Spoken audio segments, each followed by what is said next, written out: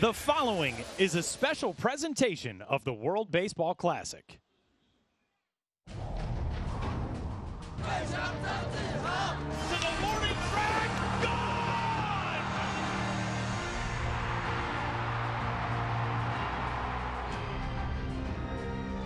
It's a new day on the international landscape. Base hit into left field.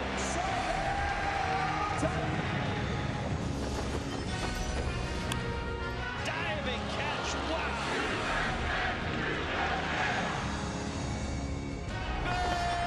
Perfecto! It is gone!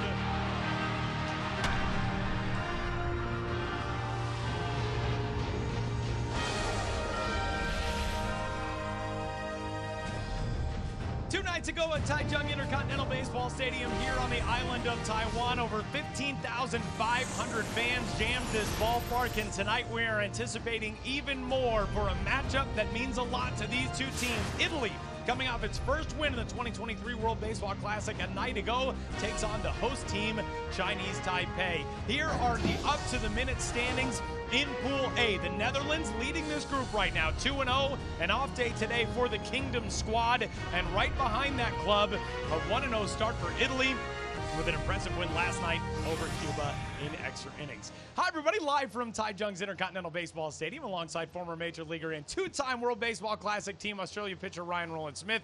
My name is Tyler Mon. Ryan, 2 nights ago, Chinese Taipei did not get off to the start that they were hoping in this World Baseball Classic. A 12-5 loss to a really impressive Panama team that night. Tonight, they get a chance to get back after it in front of a packed house. Yeah, and you mentioned the energy in this building. Panama made quick work at taking the energy out. There wasn't a whole lot of them to cheer for. They did have some action late in that game, but not the kind of start they wanted to get off to. Chinese Taipei was nearly bounced from that game early via the early termination rule, but it was Nianting Wu who rescued them with a home run. He was terrific all night. Yeah, we put so much emphasis, and for good reason, on Yu Chang, the big leaguer who's with the Boston Red Sox. But what about Nianting Wu? He does play in Japan, Seibu Lions, right in the middle of this lineup. He had a big night. You mentioned it too, Tyler, the fact that Panama ran away with this game, 12 runs they put up.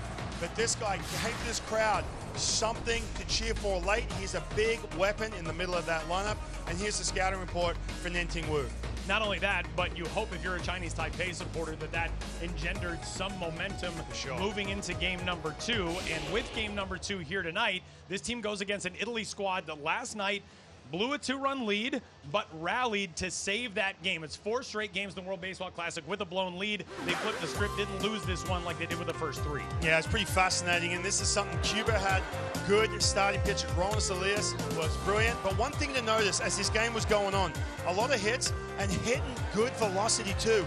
Lots of mid-90s to upper 90s fastballs at the top of the lineup, and they got it done here in the 10th inning. It took them a while, but they blew this game wide open, and this kind of momentum you want to take into today.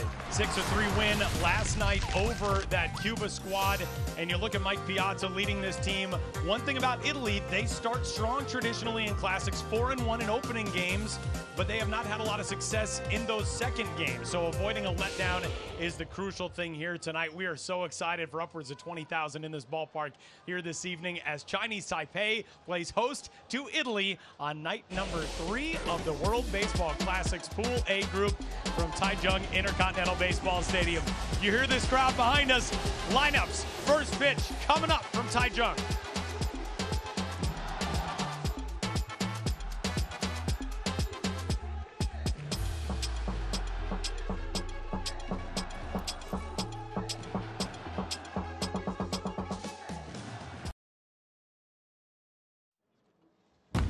That is gone, and it's 15-3 Israel.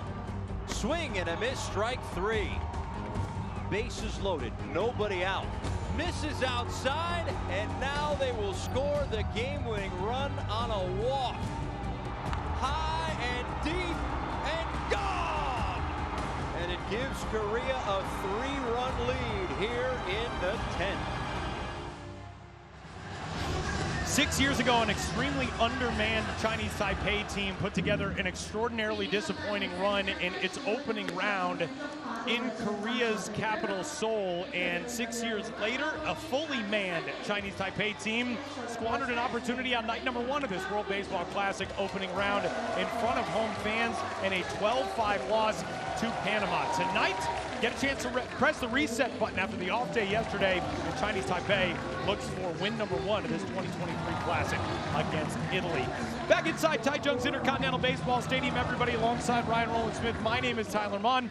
Ryan Mike Piazza and his team, winners last night in a thriller in extra innings, and the lineup looks largely the same tonight. Yeah, it looks pretty much identical, and so it should be. Tons of contact, good offense, good hits up and down the lineup. You see Vinny Pescantino in the middle, Dominic Fletcher, the big hero, the brother of David Fletcher, you see up in the 2-hole as well. So this is a good dynamic lineup that can handle velocity and plus pitching. Mike Piazza's got a good crew with him. And there you see the first-time World Baseball Classic manager Mike Piazza, resident now in the Parma area in Emilia-Romagna in Italy, and a very veteran-laden coaching staff with him. Blake Nutera, the bench coach and minor league field coordinator with the Tampa Bay Rays, and a 2-time reigning Carolina League Manager of the Year. That's his bench coach. Kristen Norfie is on that staff. A lot of guys on this staff with coaching experience. On the other side tonight, coming out of a loss on night number 1, Chinese Taipei turns to Xiaoqing Zhang, a starter with the Fubon Guardians in the CPBL and a former affiliated player in the U.S. Yeah, he spent 8 years over in the United States playing, and now he's back on home soil. A lot of these guys, they get back and they kind of figure themselves out a little bit. They mature a little bit after having that stint in the U.S. And you can take a look at the scouting report. Fastball, slider, changeup. Gets a ton of ground balls when that two-seamer is moving. It gets under a lot of these barrels. And we are just about ready to roll on a Friday night in front of a packed house here at Taichung Intercontinental Baseball Stadium. And the first pitch on the way from Chung is in there for a called strike 1. You can hear this crowd. Pitch number 1, they're in a strike. They want to cheer. They've been waiting a long time to get some success. You mentioned the last World Baseball Classic. Not a good run. Quickly an 0-2 count on the leadoff man, the second-ranked Milwaukee Brewers prospect, and MLB Pipeline's number 30 overall, Sal Frelick. It's an exciting prospect. He kind of went a little quietly the other night, but I've been watching tons of video on this kid. First time I got a chance to see him live was last night in an Italian uniform. It's going to be a big prospect, big part of that Brewers future. How cool is that two-strike noise? We're going to let the crowd tell you a lot of this story tonight here in Taichung as the Festival of Baseball enters its 3rd night, and the home team takes the field for the 2nd time here in Taiwan. 1-2 down the left field line, serve to the opposite field, and on the run. Nice grab out there by Po Young Wong. 1 up, 1 down in the top of the 1st. Wong with a nice read on that two-strike, flip to left field. Look at this, Sal Frelick just trying to serve that ball into left field. Now the big key here for Chinese Taipei, got to throw strikes. Talked about Chung and having the ability to get the ball on the ground. One thing we didn't see 2 nights ago, especially from the bullpen, they just ran into some big counts, a lot of walks, a lot of free passes against Panama. And that set the table for them to put up 12 runs. That brings in a big league shortstop in David Fletcher. Fletcher 1 for 4, an intentional walk and a run scored last night. Scored as part of that 4-1 Italy 10th. Xiaoqing Zhang trying to get his team into the dugout and up to the plate as quickly as possible here in this 1st. 0-2 pitch. And Fletcher, a guy who does not strike out a lot, puts the bat on the ball a lot, gets into battle mode here down 0-2. And already you see just that easy 94-95 with a ton of run on that fastball. That pitch running back out over the plate. Keys for him to get some vertical on that, to get underneath the barrel, let the defense do its thing. 0-2 coming. 1-2. This lineup top to bottom Good amount of success yesterday for Italy. They piled up 11 hits in that eventual win.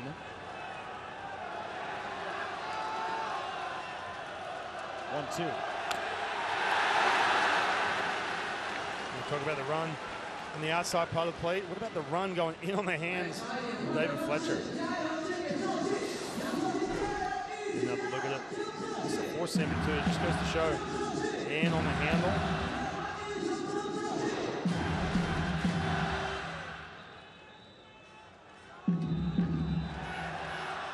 Young from the line, his 1-2 pitch on the way.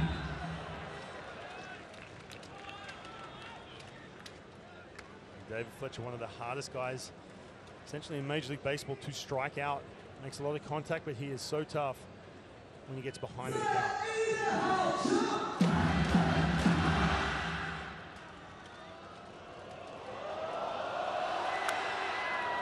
Continues to fight here. This Italian team put a lot of good at-bats together yesterday. And you can tell just from that shot we had in the dugout a second ago, they take the cue from their manager, Mike Piazza, bench coach Blake Butera, the rest of this coaching staff. I mean, that's it. Look at how unbothered that team is by this atmosphere around them. If anything, maybe even more energized.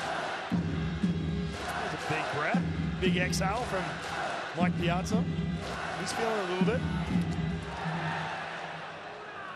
That one off of our home plate umpire tonight, Chris Siegel, out of Major League Baseball. He's all right.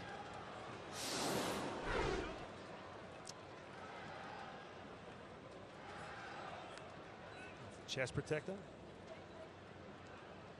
Rest of this umpiring crew, Kitok Park from Korea is at third base. Shogo Asumi from Japan at second. Nick Lentz, the crew chief for Major League Baseball, is over at first.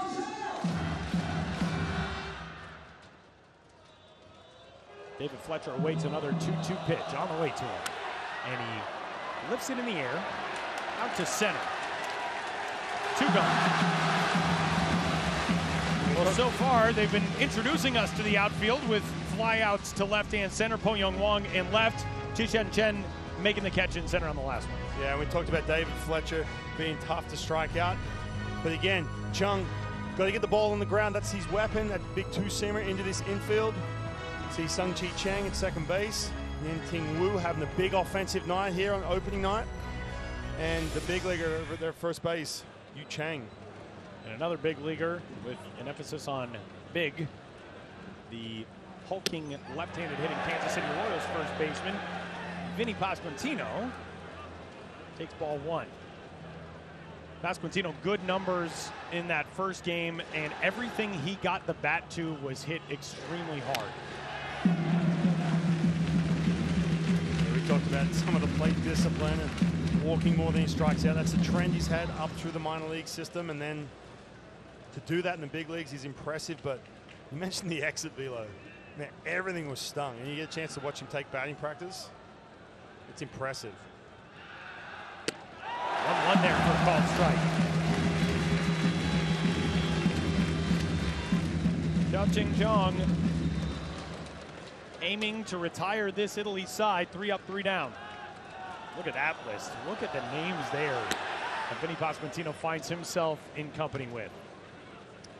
Yeah, look at that. Juan Soto up the top. By the way, this is minimum 250 at-bats. So it's not like this guy came up for a month and literally said, you know what, all right, I'm going to tear it up, and then the league starts to figure him out. No, it's a sustained ability to walk more than he strikes out. Done that throughout the entirety of his pro ball career as he takes this pitch up high and he works his way to a full count at 3-2. Vinny Pasquantino, a draft selection out of Old Dominion University, and a guy who has just steadily climbed through the Kansas City Royals organization, made his way to the major leagues last year.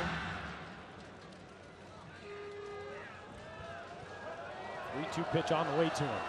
And he crushes it out to left center field, and that's going to get down for extra bases. Perhaps it's cut off brilliantly out there by Wong, and the throw in is in time to get Pasquantino at second.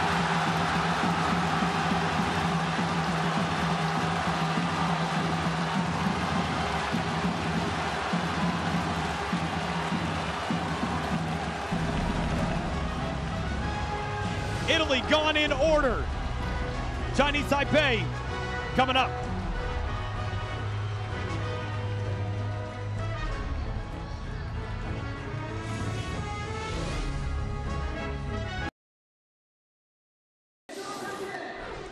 We told you anything Vinny Pasquantino hits, he hits very hard. He crushed this one out to left center field. What a great job by Po Young Wong to get to it. You see Pasquantino's hustle, just not enough on a perfect throw from left.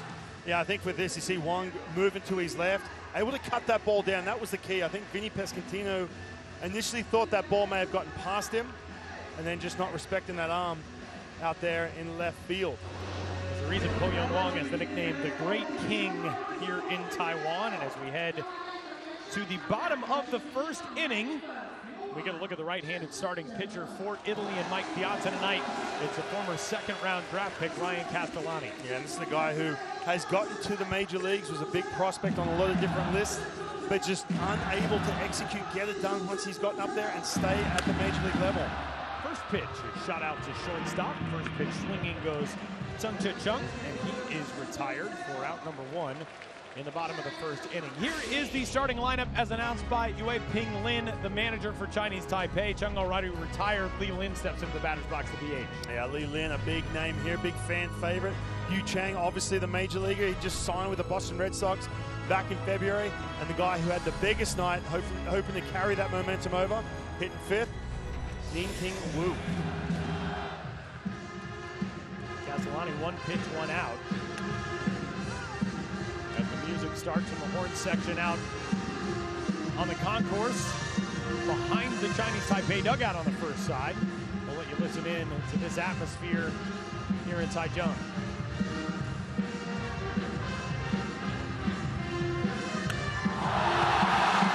Drive to left. South Grilick is there, 2 away on 3 pitches. For Ryan Castellani, we've already seen a couple sliders from him. It's going to be 85 to 87.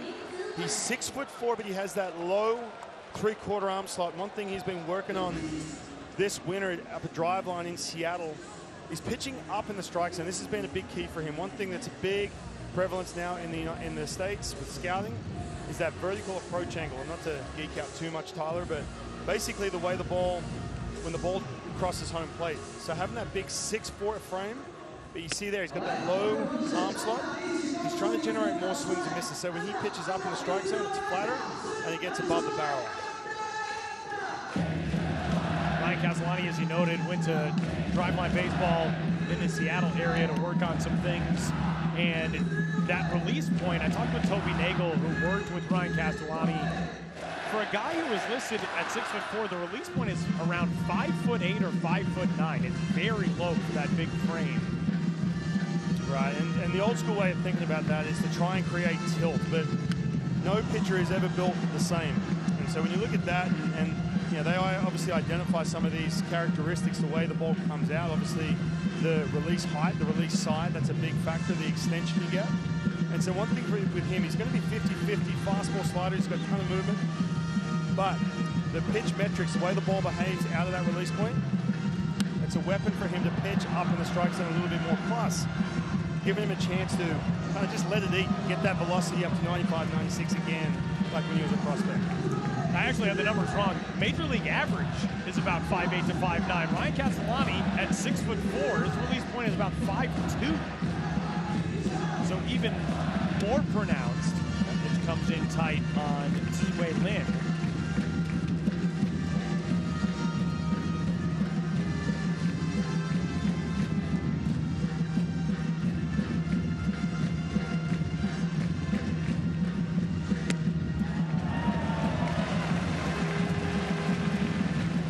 Balls and 2 strikes now. This atmosphere is just indescribable. This is one of those things you get to witness and you think, a moment you'll probably never forget as Lin fouls that pitch away.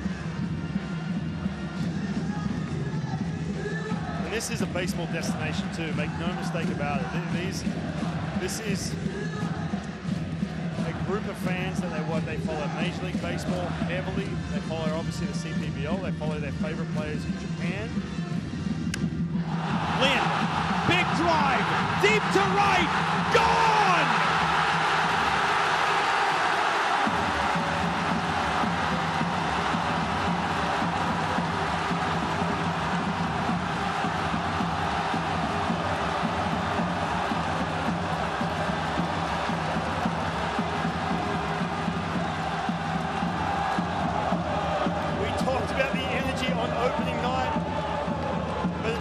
Like this, they have been waiting 10 years to witness for the baseball to come back, the World Baseball Classic to return to Taiwan.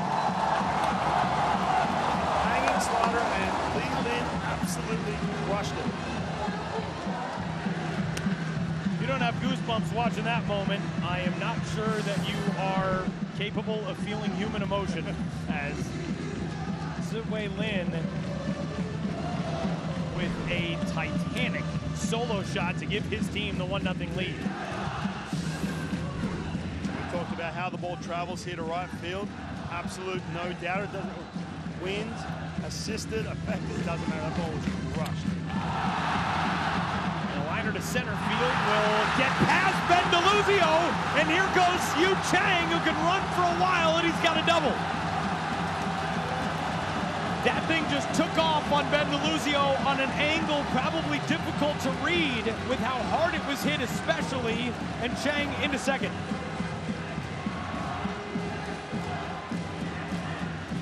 Not to mention too, your heart rate's up a little bit, you got the noise you're dealing with, you got the energy, just a misread. And also, Yu Chang, the major league player, he stings the ball. It's kind of a situation where that ball kind of got on you a little quicker than what you expected.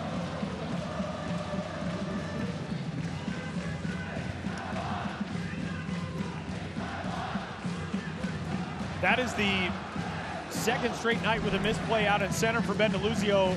That one will go as an error. I initially said a hit for Yu Chang, but that does go as an error. And, you know, to be fair to Ben DeLuzio, he's been trying to field some absolute rockets out his direction that can be really difficult to read, especially with all the motion and everything behind the plate. As that ball came off the bat, nearly 106 miles an hour off the bat for Yu Chang.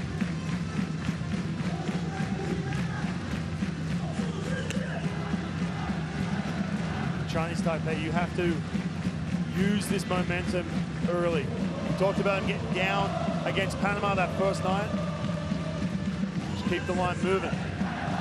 Ryan, this has been largely one of the big problems for Ryan Castellani over the course of his career. He has just been extremely hittable, and has gotten more and more hittable as his career has gotten longer. And some of that, I think, is due to development. Colorado Rockies have struggled generally to develop pitchers. His numbers as he got to the major leagues, really rough. And then last year, in a new organization with the Oakland Athletics, the bottom fell out. An ERA last year of nearly 12 in 26 games in AAA. Opponents hit 320 against him, and it's not just, oh, lefties crushed him or righties crushed him. Lefties hit 321, righties hit 319.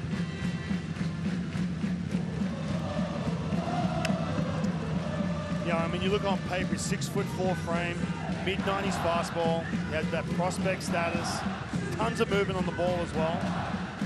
In this winter, he goes and tries to identify what it is, how to pitch, what quadrants of the strike zone to be in. It's one thing to do that, and that's all good on paper, obviously. But in moments like this, you have to execute.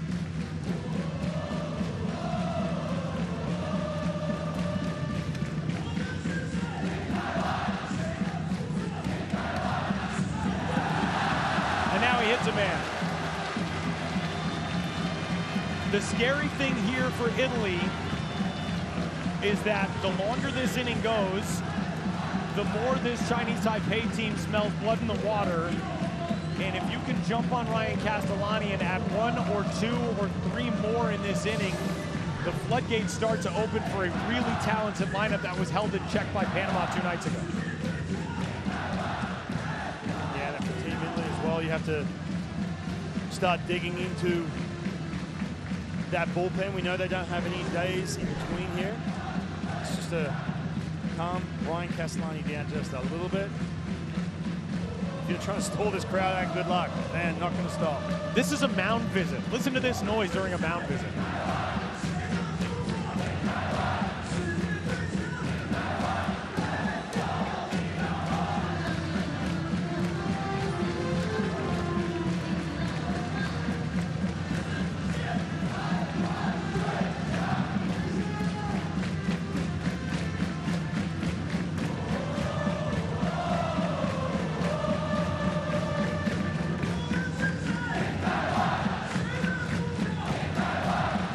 Brings in Gungwan Gilligala.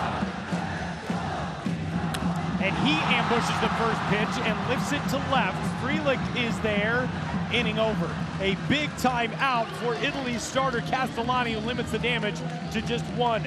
But a big one it was, as Siwei Lin crushes a two-out solo homer to right to get the home team in the lead in the first.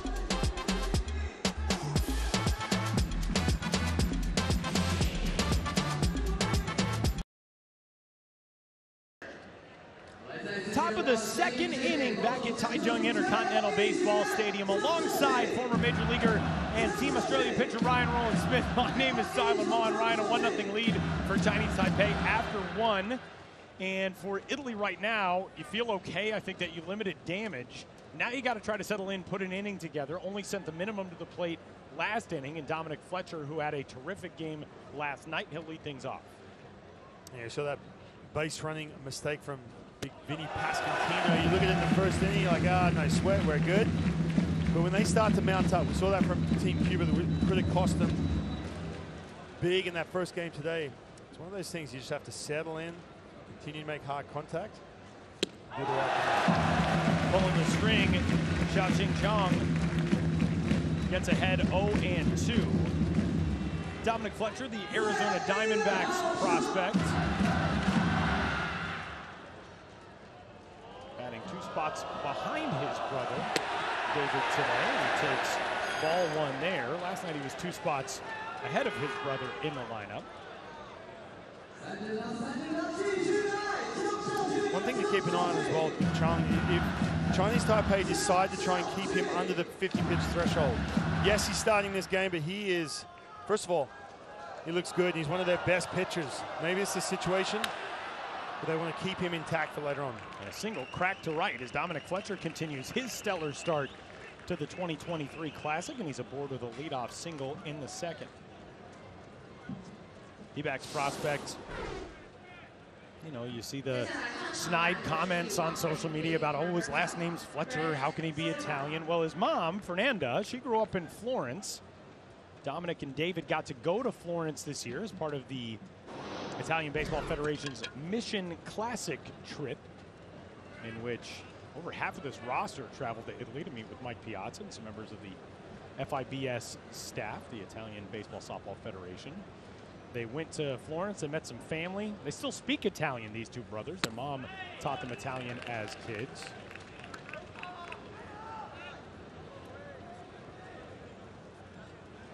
Brett Sullivan, fantastic season last year at AAA El Paso in the San Diego Padres organization.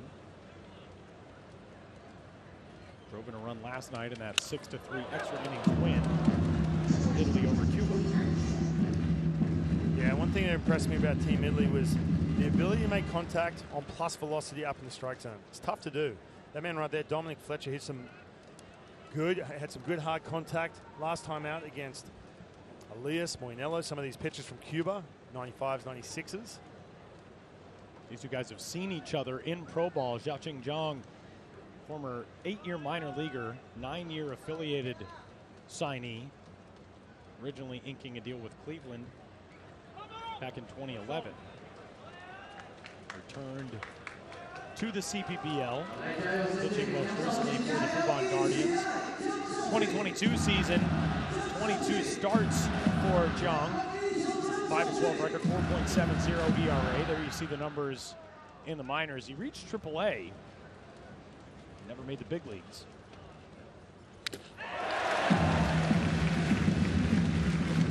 That's that split, 2 strikes. especially against lefties. That's the pitch he'll go with. Get another look at it. Just falling off the table. Tell you what, Brett Sullivan, good job. At least make contact, fight that pitch off.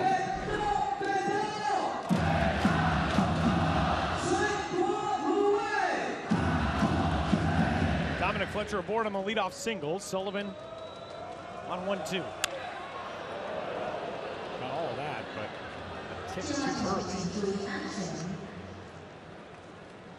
And watching these swings, you talk about momentum, right? You talk about obviously the energy in this building, but we've already seen some hard contact. We talk about Chung and some of the success he's had at the World Baseball Classic 2017.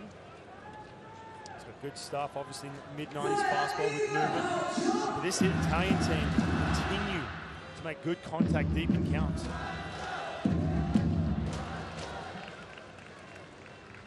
Some really good at bats so far for this Italy team. I mean, Chung already approaching 30 pitches. That's the other factor too. Talked about trying to keep him sub 50 potentially, so they can bring him back. Maybe get that bullpen cranking early. Just having a tough time putting hitters away. Here comes the 2-2. 3-2 now.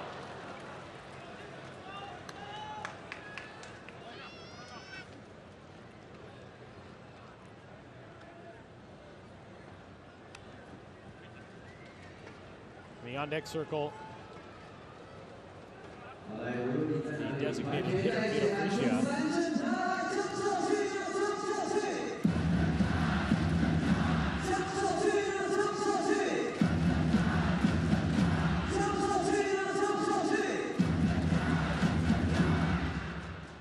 Pick over to first base.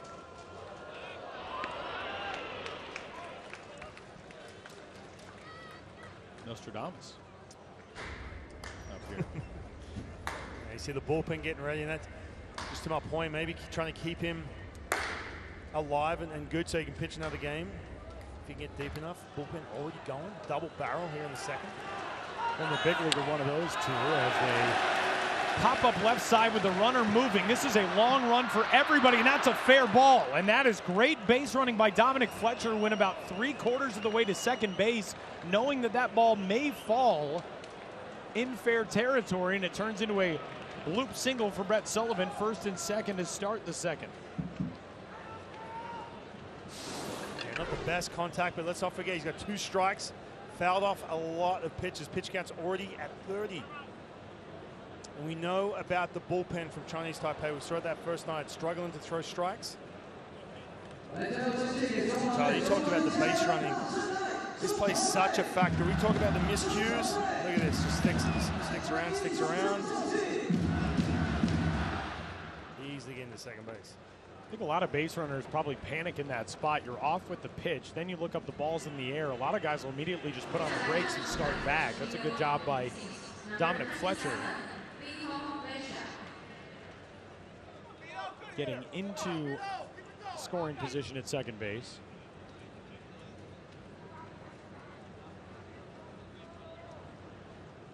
Vito Frischia now stepping in. A 40th round draft pick out of Hofstra back in 2019. That was the last year the 40th round even existed.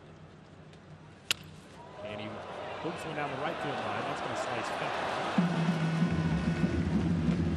foul. Still none out.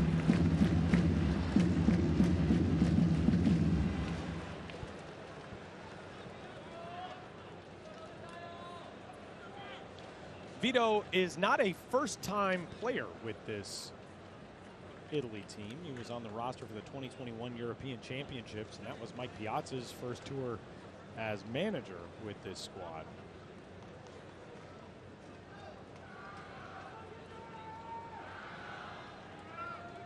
Non-roster invitee to Philadelphia Phillies spring training this year. You saw his numbers a moment ago at AA Reading and AAA Lehigh Valley last year.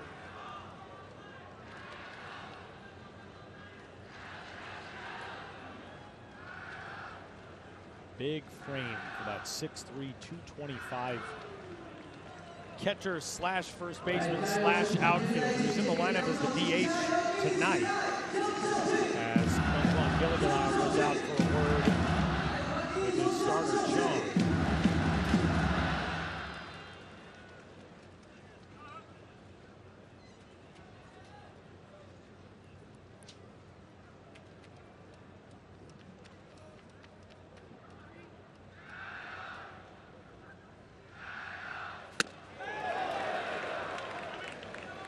I got to say, coming into this inning too with Chung, I think he's just struggling to get into any kind of rhythm. And it's costing him too. A lot of pitches in these at-bats.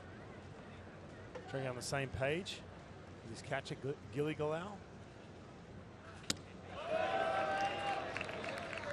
We're definitely going to have to get the story behind the pepper flare on the left spike of Vito Frischia. I was making a very important point. I didn't want to break away to the chili, but I was very tempted. We're going to get the backstory for sure. Not to mention, those are some sweet Jordan 1 inspired spikes. 2 balls and 2 strikes. Chung has gotten 2 strikes, a ton. The challenge for him is putting these hitters away. 35th pitch of the night upcoming from Xiaoqing Zhang. 2-2. Crushed to center. Back goes Chen. Warning track. Reaching out, he hauls it in. More good base running from Dominic Fletcher, who tagged and advanced. And Frischia gave it a ride, but he's out number 1. This is a great route to this ball. You cannot, you see him going up, drop, step and pass over his right shoulder, having to spin around 360 and stay with that ball. You cannot break stride. The minute you go in that direction towards the ball, you got the warning track to the wall to deal with. You cannot break stride, otherwise that ball is bouncing around in center field and a run scores. Great job. So runners at the corners and 1 gone now for Nicky Lopez, the Kansas City Royals infielder. Third base today for Nicky Lopez out of the 7th spot in the order, just like it was last night when Lopez went 2 for 5. He had a run-scoring single in the 10th. Drove in a pair. That was really the hit that felt like it broke the game open. Yeah. Turned it from a 4-2 game into a 6-2 game. Cuba got 1 back in the bottom of the 10th, but Italy knocking out Cuba for the 3rd time in the last 4 meetings at the senior level for those 2 national programs. And a bunt down, trying to squeeze home a run, and this game is tied. Gutsy way to get run number 1 across, and it works for Italy. It's 1-1 in the 2nd. Good job. Tie this game up. Nicky Lopez, a guy who does struggle with runners in scoring position in 2022, only hit 162. Good job down the bottom part of that lineup. Getting it done. Good bunt. This is kind of that in between, that call it a safety squeeze, and you are trying to bunt for a base hit essentially, but just make sure you make contact and get that ball down. 2 outs. Potential go-ahead run in scoring position. And the center fielder, Ben DeLuzio, at the plate. And DeLuzio rips one to left center field. That's a base hit, and that'll give Italy the lead. DeLuzio around first, digging for second. Now around second, headed for third. And he's in there with an RBI triple.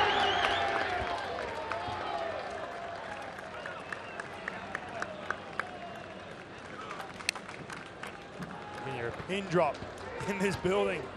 Italy carrying some of that momentum we saw from last night's game from Cuba, winning in the 10th. This crowd, Todd, just doesn't know what to think. We talked about the layoff, waiting for baseball to get back. But you know, we saw this 2 nights ago. It's going to take a lot to stop the cheering from happening.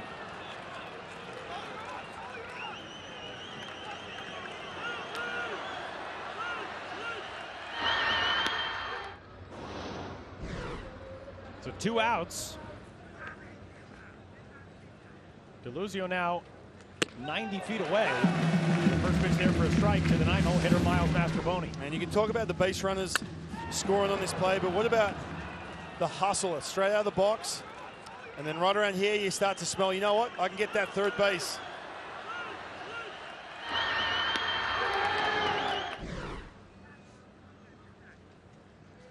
Italy, since the start of that 10th inning last night, 3 for 5 with runners in scoring position. Miles Mastrobuoni trying to add to that total. Really good game yesterday for him out of the 9th spot. Those doubles came in the 3rd and the 7th. The latter plating a run. Gave Italy a 2-0 lead, which it squandered. It ended up a 2-2 game to go to extras, but Italy scoring 4 times in the 10th on the way to the win. Mastroboni, like DeLuzio over at 3rd, Chicago Cubs minor leaguer. Fouls that pitch into plate, 2-2.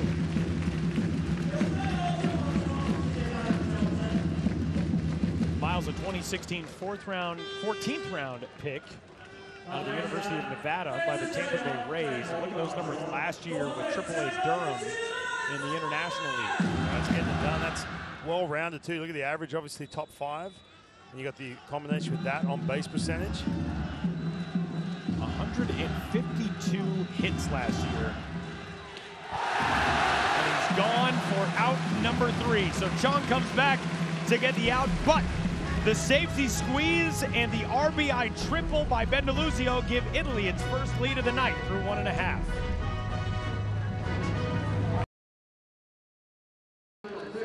Going to the bottom of the 2nd inning in Taichung. Ripping Lin, the manager of this Chinese Taipei team. Some curious bullpen management on night number 1 for his guys on the way to that 12-5 loss. And Chinese Taipei trailing now 2-1 through 1.5. That's certainly a storyline that we're keeping an eye on. Yeah, we already spotted that bullpen getting loose early in this game. And you mentioned the 4th inning on that opening night here for Chinese Taipei. You know, situation where Chi Wei, who was pitching, he looked good, but he started to struggle. You could tell he was out of gas, and he stuck with him. And sometimes when there is a lot of pressure, you're back on home soil, you're going to make a big impression, and you overthink it. I think if you use your gut reaction a little bit more, you look at Chi Wei, who 63 pitches, he got around that 45 pitch mark, Tyler, and we're both talking about it. He looked gas, and he stuck with him. Panama made you pay. A lot of guys on that list. Everybody, in fact, except for who, available today, thanks to that off day yesterday, and to the fact that they did not exceed the pitch threshold that would necessitate any longer rest. A crowd shot a moment ago. There was a gentleman in a Brisbane Bandits jersey. I wonder if that was a Ryan Roland Smith. Look, and that hit. The 7-0 hitter, Chen Chen, the 2nd hit batsman of the last 3, as Ryan Castellani keeps coming in tight. And Chinese Taipei's got a leadoff base run. Now, Ryan Castellani is a little shaky that 1st inning. That's where you walk down the tunnel a little bit. You regroup, press the reset button, and call this your 1st inning. But then you have to get quick outs after your team comes back the way they had in that 2nd inning.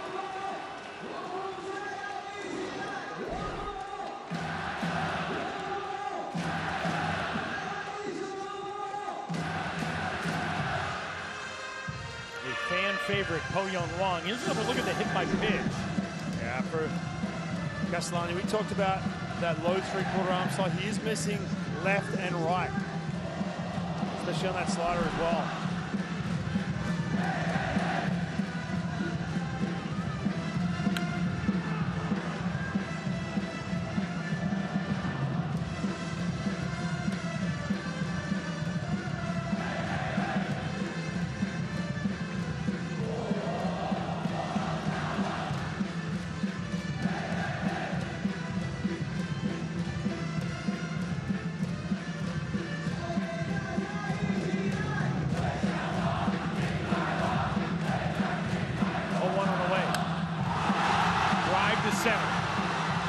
DeLuzio tracking this one, has it in front of the track,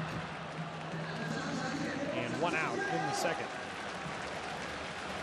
It is tough, man. Anything hard hit off the bat, the way this crowd erupts, you think, oh, that's going to be gone by 48 feet. I'm with you. I was watching that ball from this angle. I'm like, hold on a second, that's not hit that well, but the crowd thinks otherwise. This is just another hanging slider from Ryan Castellani. This is a pitch he's got to get on top of. A little bit more depth.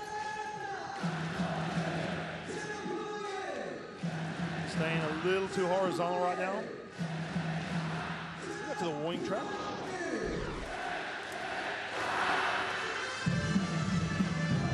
brings up the 9-hole hitter, Venue John.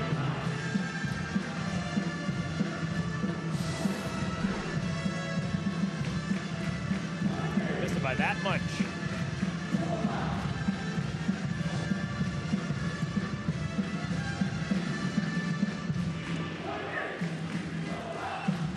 One ball and no strikes on Venue John. Chung out of the 9 spot in the order. And a guy who, as you see, put up a couple of hits in game 1. In his home ballpark, by the way, his CTBC brothers stand out. 109 games in 2022. 318 average. Just 22 years old. He's already played 4 seasons in the CBBL. Runner off on the pitch. He will stay out of the double play as out number 2 comes at first base. Chen will take second. They'll do plenty of that too. Here in Taipei, they will bunt, they'll hit and run, they'll try and swipe bags. The running game is alive and well in Taiwan. So we'll go back to the top of the order.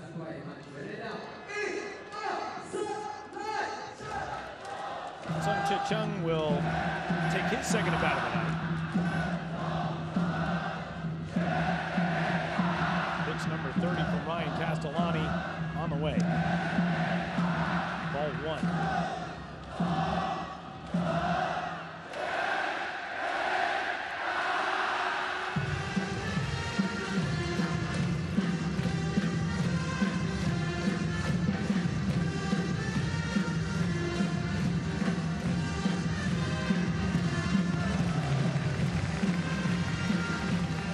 Another thing that Ryan Castellani worked on a lot this offseason in driveline baseball in the Seattle area back in the U.S. is pitch design and usage, especially as it relates to his approach against left-handed hitters. Ryan Castellani is very sinker heavy and tried to develop something that would be sort of a bridge pitch between the sinker and his sweeper because the sinker was so hittable to left-handed hitters. Wonder at this stage how much this crowd does start to have an effect. It's like you go out with those blinders on and then gradually they break that down, right, and get into your skull a little bit. Well, this is a guy, we talked about this with Matt Harvey last night. This, again, is a big platform for him. He did sign to an indie ball team, but he does have big league stuff, that big league frame and prospectability, but this crowd, this is game 1. You can see the rhythm too. Every time you see guys step off, they get a little fidgety.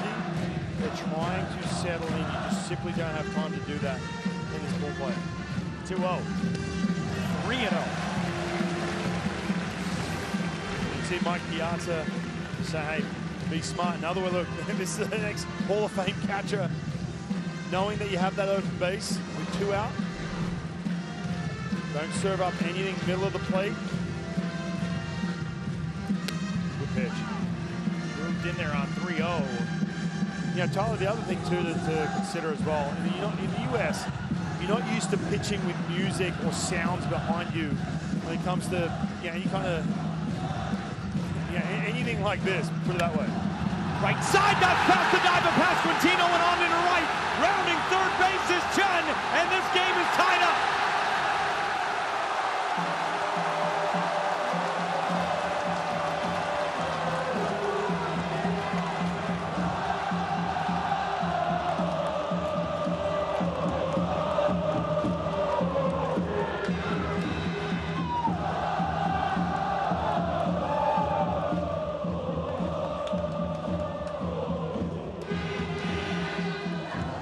Piazza said, listen, be smart before that at bat. And that's exactly what he meant. Don't give up anything, middle of the plate. And then his reaction looked after his pitcher. He pointed his head and he said, be smart. He said, it's okay. He's just trying to calm him down like he was back catching in a Mets uniform right now. Trying to calm Ryan Castellani down, let him relax, make a pitch. And the guy who steps into the box now is the reigning CPBL most valuable player, Lee Lin. And look, listen, I want to express this as well. It's not like you're trying to hang a slider in that situation. You have to understand which pitches are going to get outs, and that slider just simply hasn't been working for him all game. 2 balls and no strikes. Castellani definitely looks rattled right now.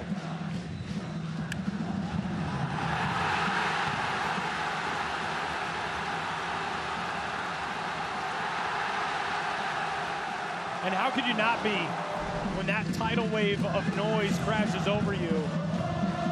2-0 pitch. Lee Lin at the plate. Lee Lin, the reigning CPBL MVP. He's got a nickname that I'm going to preface is quite aggressive.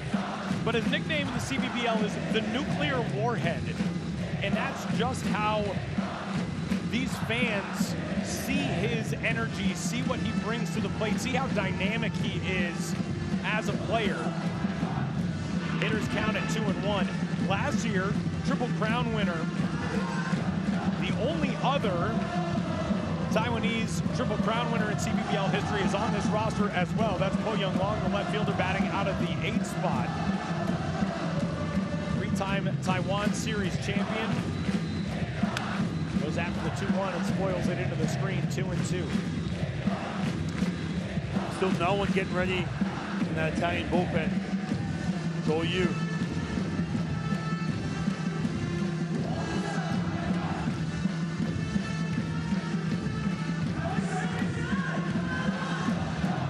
Castellani trying to keep this thing tied up.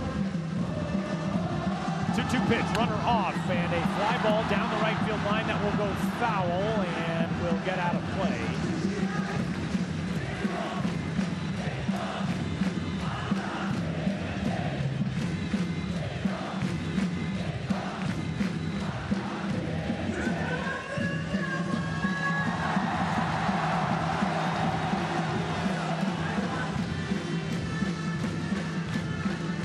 I'm kind of surprised right here. No one in the bullpen.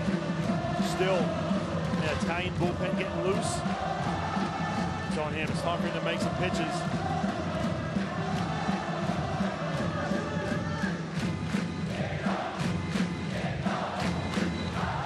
Castellani deals, runner off again, and another foul ball. Lee Lin doing a great job battling here.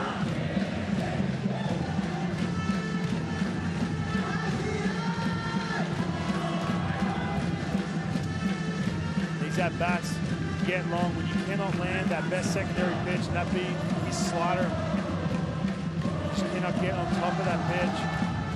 These at bats, they get long, you get frustrated. That's where you start to give in. That's when the damage happens.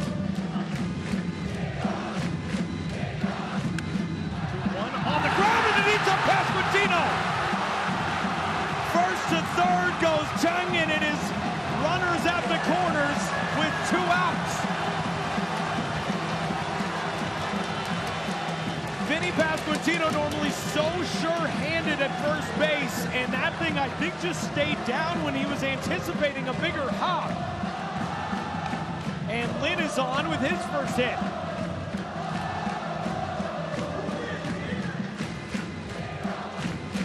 Ryan Castellani is battling right now.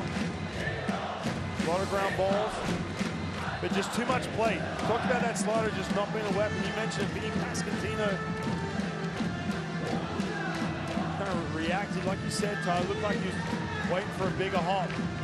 It's good to pass it a little quicker than what he's expecting. Big opportunity for the guy who belted the home run in the first, and Siwei Lin fouls it off. That runner at first taken off. With that good jump, 2 out, 3-2 count.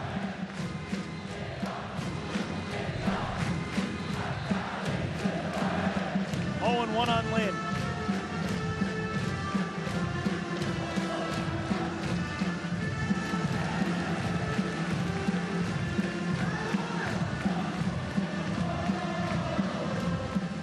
These are the moments that for the last 6 years people have missed in the absence of the World Baseball Classic. And in 2023, they are back.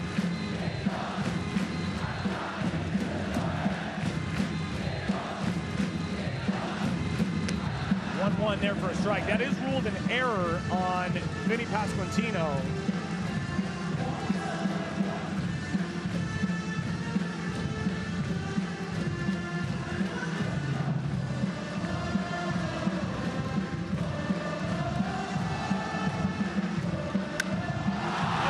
Ball in the air, left field, Sal Frelick there to put it away.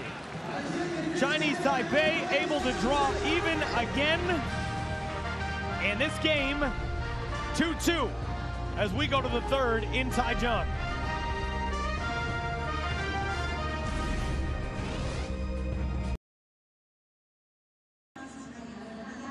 Left-handed former major leaguer Wei Chung Wong will take over on the pitcher's mound for Chinese Taipei as we go to the top of the third inning. 2 runs on 4 hits for Italy through 2 frames. 2 runs on 2 hits for Chinese Taipei. Man, you mentioned the time in the big leagues. Not a whole lot of success. 47 games over 3 seasons. 6.5 ERA. You see the numbers him locally.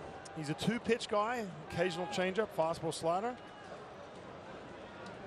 He needs to have that command on point to have success. First pitch is certainly not that, and it's ball 1 to the leadoff man in this order, Sal Frelick out of the Milwaukee Brewers organization. Number 30 prospect in all of baseball, according to MLB Pipeline's prospect rankings for this 2023 season. 2nd ranked prospect in the Brewers organization. Only Jackson Chourio ranks higher. A phenom young prospect in that system. 1-1 on the second. Seng-Chit Chung. You see that fastball. Time in the big leagues was 88, 91, 92s. But he's lost some velo over time. It's at 85s, 87s.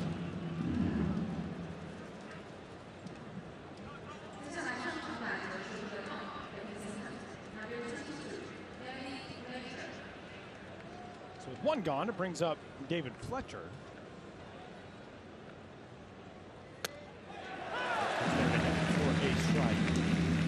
Yeah, Ryan, Wei Chung Wong is a really good example of just what baseball means in this country. Wei Chung Wong, a guy who you think of as, oh, he's a major leaguer, didn't have a ton of success. 2 years ago when he was with the Milwaukee Brewers, and then later in his career with the Oakland Athletics and Pittsburgh Pirates, a friend of mine, a Taiwanese baseball journalist, paid by a news outlet here to follow him around the entire season. And in the big leagues, you look at somebody like that as he strikes out a hitter who is very difficult to strike out. Yeah, you mentioned real quick just on David Fletcher how tough he is to strike out, get the 2 strikes quickly, and then put him away with a changeup this time. This is a pitch he's throwing more and more as that velo is diminished. He's a fastball slider guy, and then all of a sudden he's developed a changeup at that 3rd pitch. It's just so fascinating to me that you see someone and you think, oh, he's a serviceable major league arm, but in his home country, he can be the focus of that much attention of, oh, this is our guy. He's in the major leagues. We got to follow everything he does, every start, every outing, every relief appearance. And he's facing a real tough hitter in Vinny Pasquantino with 2 outs and the bases empty, which is how you would like to face Vinny Pasquantino, and he's ahead of him at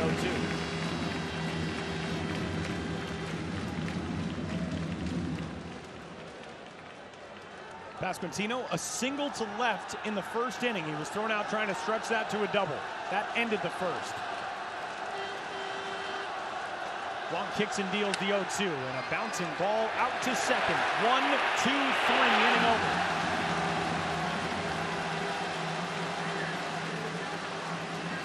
We are locked in a good one in Taichung going to the bottom of the 3rd.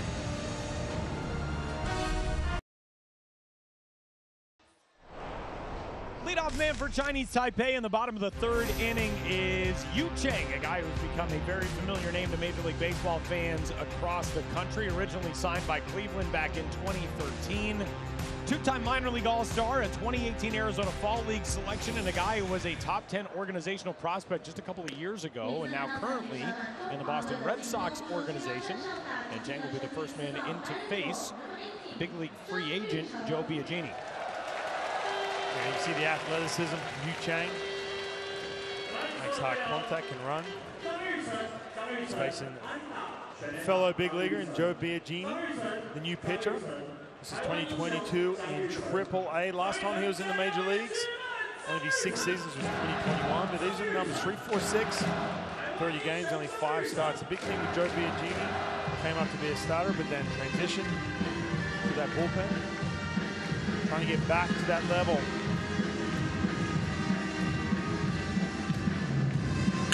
And the first pitch is hammered in the air to left center field, and that will be extra bases for Yu Chang right out of the gate here in the third.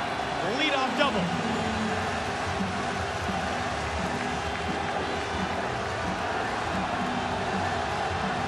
Man, wasted no time and just ambushed that. Yeah, we talked about Ryan Castellani just feeling the nerves, just not getting settled in, being affected by the crowd, just not being able to land that slider. So you think Mike Piazza goes with Joe Biagini, someone who's pitched at this on this stage before, facing Yu Chang. Welcome. One pitch, double. Ryan, you kind of wonder right now, Ryan Castellani's final line, not exactly glowing, but he did a great job of limiting damage. 2 innings, 3 hits, 2 runs, 1 walk, no strikeouts. But you go to the bullpen pretty quick, and it's almost like keeping hitters off balance by giving them different looks with a new pitcher every time through the lineup. You're almost, in effect, trying to counterbalance this crowd by going to the freshest guys you can right now. Castellani looked a little rattled toward the end of the second inning. Now you go to Biagini, you see how he handles it, see how long you can go with him. Yeah, you just can't script how it's going to work out, and you try your best too. You come into this game, you know you got Ryan Castellani. Best case scenario gives you 3 or 4 potential innings, and then you can start mixing and matching. But then, as you know, Tyler, we've seen this. You've got 4 games. Through the shift on the right side, of base hit. Here comes Chang around third. He'll be held there, but Yen-Ting Wu's scorching hot start to the Classic continues. He's got his 4th hit in just over a game, and it's 1st and 3rd to start things in the 3rd. And they're wasting no time with Joe Biagini jumping all over him. Getting that fastball middle of the plate. Crushing, here we go. This is a chance just to slow him down. Give him a breather. Comes at you quick. But Tyler, we were talking about right before this hit. It's a situation where you have to start getting creative with how you manage that bullpen. We know about the pitch limitations. You got to figure out who can handle some of these situations, especially first time with new teammates and everything that goes with it. Directing traffic. Yeah, he's got first base to take second. Italy's pitching coach, Michael Borzello, the one out there for the visit. Longtime Major League coach, 25 years on Major League staffs. Now you talk about different looks. Joe Biagini's right over the top. He's got that big frame. He's 6'4", 32 years old. He's a sinker slider guy. Someone who was trying to make his mark as a high velocity and then lost a little bit. Relies heavily on that sinker and slider.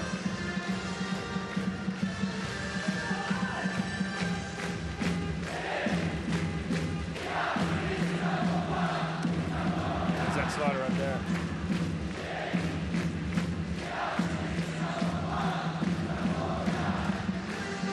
Looks as though they've gone back and amended that Lee Lin rope pass, mini pass from Tino to a hit.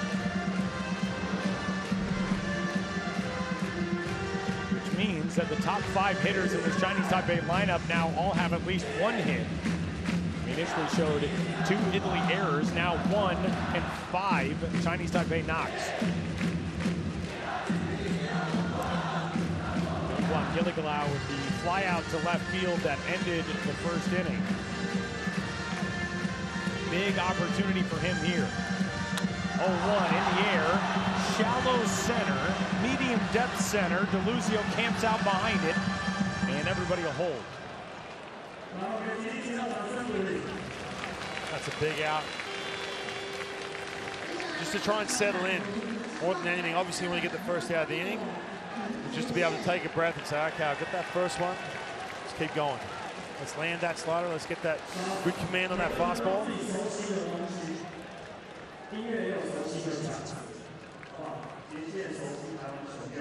So one gone. And here is Jishin Chen.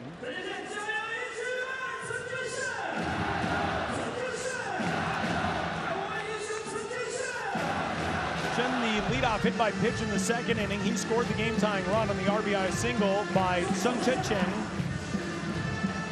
3 batters later.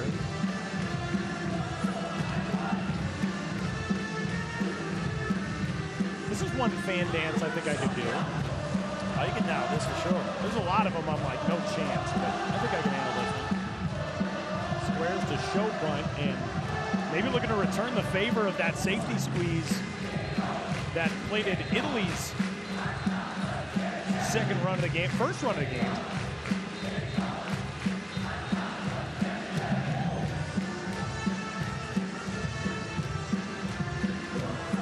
This is the cardio for these fans. Innings 1 through 9. Especially for those mascots there as well. Wearing those suits. It's warm here. It is really warm tonight. We had a first pitch temperature just over 70 degrees Fahrenheit. Warm day, temperatures in the low 80s. 1-0 to left, down, Chinese Taipei, back out in front.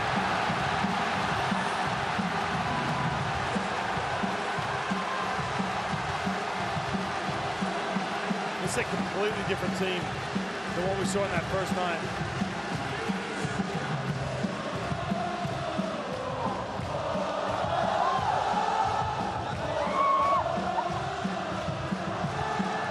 They're taking every little bit of energy from this crowd. Bringing into hits, turns into runs. It's just a pitch up in the strike zone. Slaps that ball into left field. Chinese Taipei take the lead.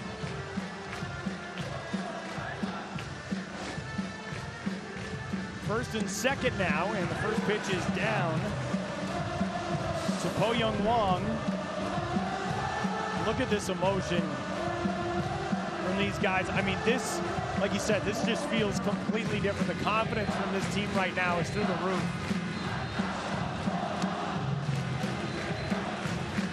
I was thinking about this too. That man right there, Yu Chang. Yeah, when you grow up in this environment, obviously you're used to this and you watch your favorite players. Then you go to the United States, you don't have that same, you don't have your chance, you don't have all this energy while you're hitting. Obviously you have a major league crowd. Back up the middle, that's a base hit. Po Young Wong, the great king, drives in. Another one, and Chinese Taipei adds to the lead, now 4-2.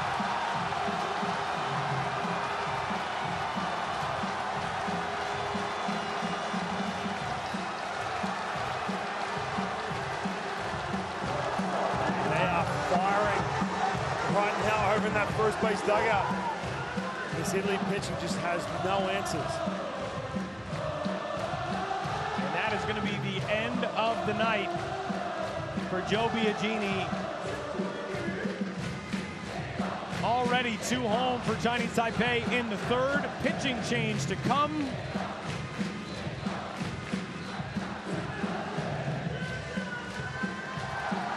And a 2-run lead for the home team. 4-2 our score. Italy going to the bullpen again in the third.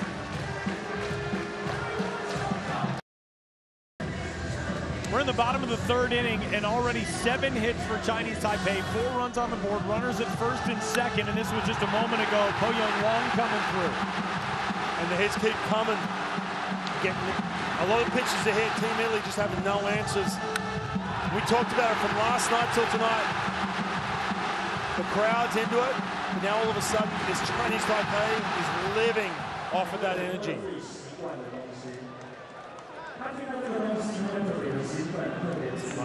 He's rapping a little bit too.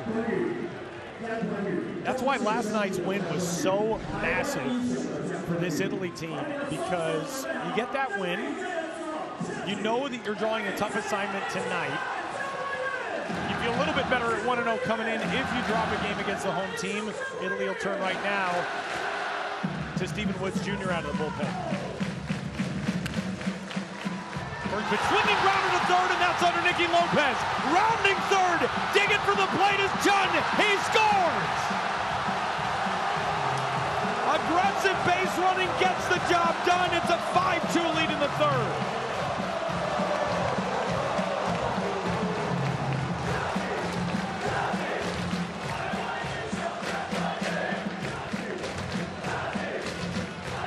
Talk about the pitchers being rattled, the defense being rattled as well. Pressing, feeling that energy. That man too, Mike Yards. We talked about the win last night. Not the same crowd playing against Cuba.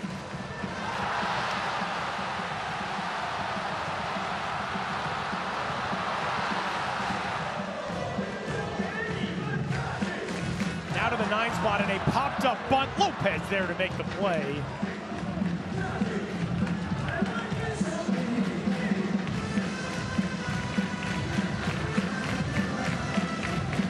I'll be honest with you, pitching in the big leagues, you get to 2 strikes and the whole crowd stands up. Your home crowd to try and get that strikeout.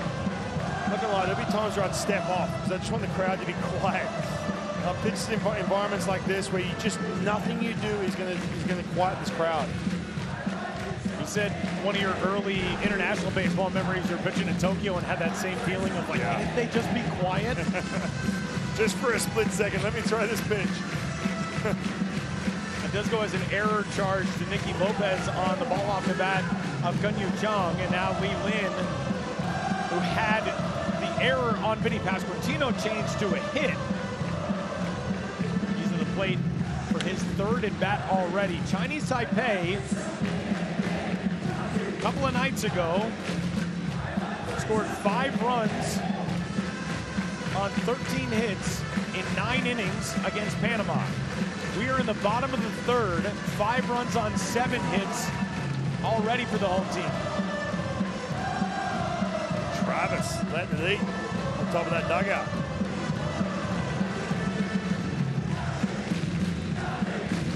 Yeah, how's Travis still standing after that? All of the blood would be gone from my head after attempting that.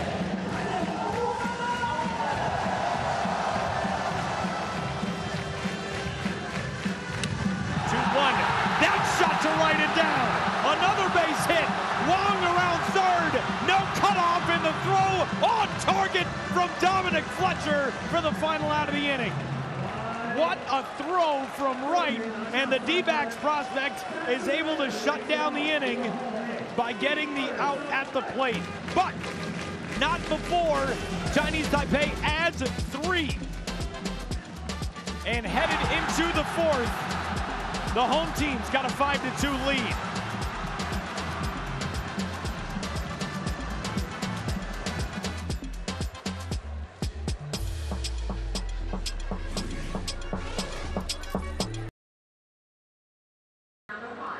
We're through 3 innings at Taichung Intercontinental Baseball Stadium, and I am exhausted. Top of the 4th, it's a 5-2 lead for Chinese Taipei.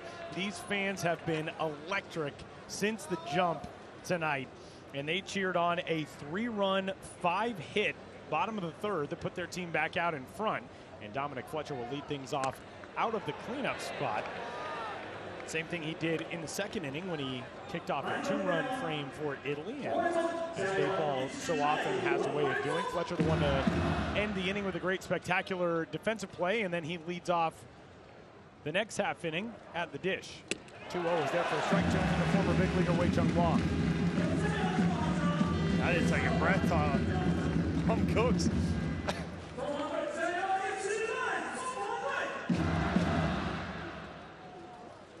You've been drinking lattes with a lot of shots of espresso, and I feel like none of them provide the same jolt as this crowd.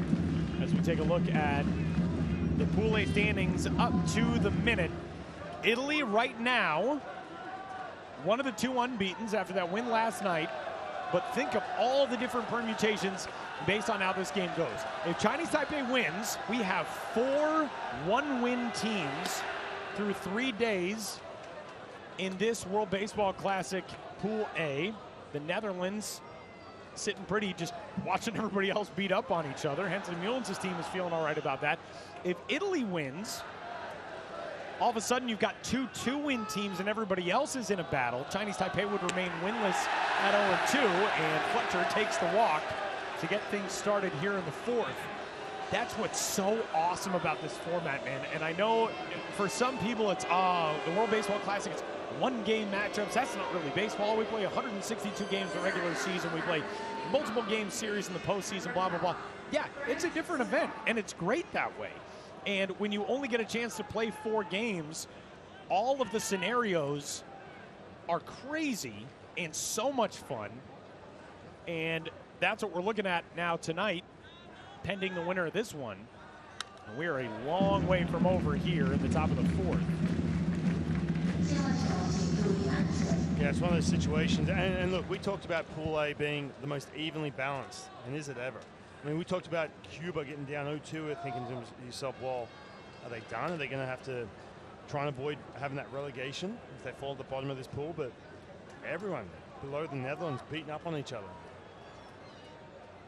Brett Sullivan cracks one to center field and dunks that in for a single, and it's back-to-back base hits. Back-to-back base runners, I should say, to get things going for Italy in the top of the fourth. There's nothing better, too. You get down a couple runs, you get back in that dugout, especially if you're being Genie and you feel like you let your guys down in that inning. And then your offense quickly, runners at first and second, none out. Brett Sullivan's got to be feeling good. He was 0 for 4 with a sacrifice fly last night, but 2 for his first 2 tonight. And the tying run now coming to the plate. And the person, Vito Frisia.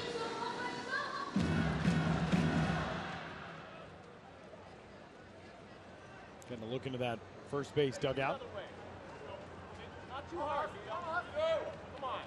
Some movement defensively for Chinese Taipei.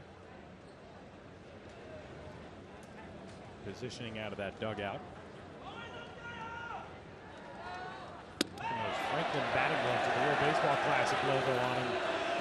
Vito Frisia, the Phillies prospect. Fans thought they had a high strike number 1, and instead it's 1-0. 1-0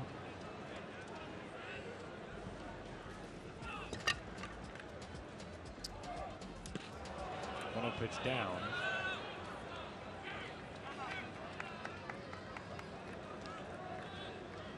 Vito Frisia was one of the members of this Italy team that took part in the Mission Classic trip in November, in which over half this squad traveled to Italy, got to take a tour around the country with their manager Mike Piazza. Got to go to Mike Piazza's house in Emilia Romagna, just outside of Parma. Up high, 3 balls and no strikes. Good eye here from Vito Frisia. All of a sudden, Wei Chung-won coming out for his second inning. He looked good against that man right there, Vinny Pasquantino on the left-hand side of your screen with a big strikeout. You can see Gilligolo, the catcher, coming out just to give him a breather, going down 3-0. A list of those Italy roster members that attended that Mission Classic trip back in November. The Fletcher brothers, we told you about David and Dominic getting to go to their mom's hometown of Florence. Vinny Pasquantino took a little extra side trip afterwards to visit London. Mitchell Stumpo closed out the win last night for Italy. Brett Sullivan, the man who reached a moment ago on the single. Pretty incredible opportunity for those guys. I've also noticed over the first couple of nights of this World Baseball Classic, Vinny Pasquantino seems to find himself around Mike Piazza a lot. Yeah. I would imagine that's by design. For sure. Trying to soak up as much as you possibly can from a Hall of Famer. Yeah, you're only with each other for a short time, unless you get into that second round.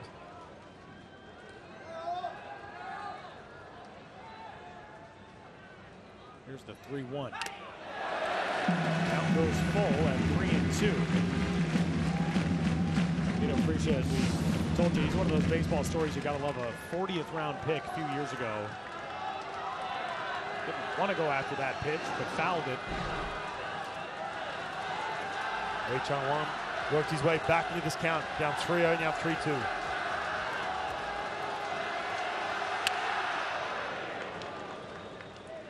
Nice job by the ball boy down the line. He played the carom on that little one-hop liner perfectly.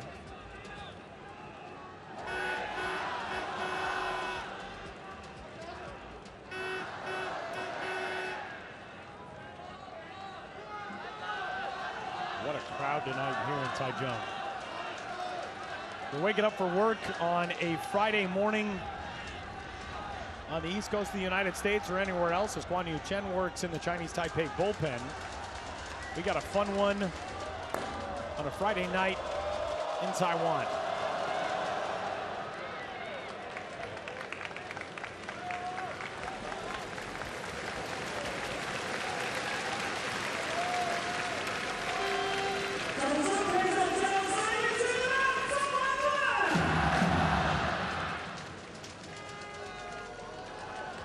Long comes set again.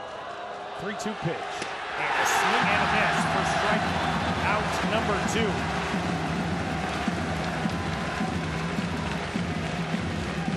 Now, he talked about it being down 3-0 after giving up 2 hits. All of a sudden, he's on the ropes with his changeup. Challenges him right here. That good changeup. We talked about him developing that once he lost a bit of velo. Looks like a weapon, big swing and miss.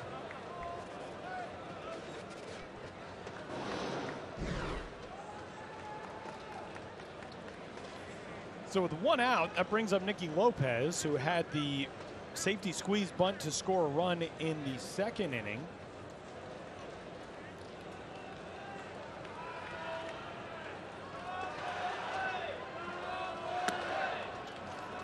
Wei Chung Wong, now a member of the Weichuan Dragons, one of the CPBL's now 6 teams. So we're in the process of adding a team to round out that number. The TSG Hawks, who will begin play at the big league level next year.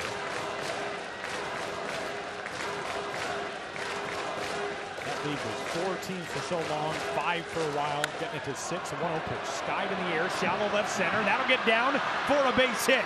Picked up out there by Chun, but a run will score. An RBI single for Nicky Lopez, and Italy cuts 1 off the deficit. It's 5-3. Wow, in Italy. We talked about Chinese Taipei just ambushing that last inning. But they just keep coming at you. And that meant Dominic Fletcher. It's on the base running right here. This is a pitch that's kind of in between. You have to hold up to see if it's going to get caught. And as soon as he knew he was off to the races scoring that run. Tell you what, Nicky Lopez, he talked about his inability to get guys in with runners in scoring position. Struggled at the plate in 2022. And he's come up big a couple times already here in Pool A. 2 hits yesterday, drove in 2 runs in the 10th, scored a run in the 7th. And today, 1 for 1. 2 runs batted in on night number 2 of this Classic for Italy, which had the off day back on Wednesday. Got the win last night over Cuba. And continuing to fight in the 4th inning here.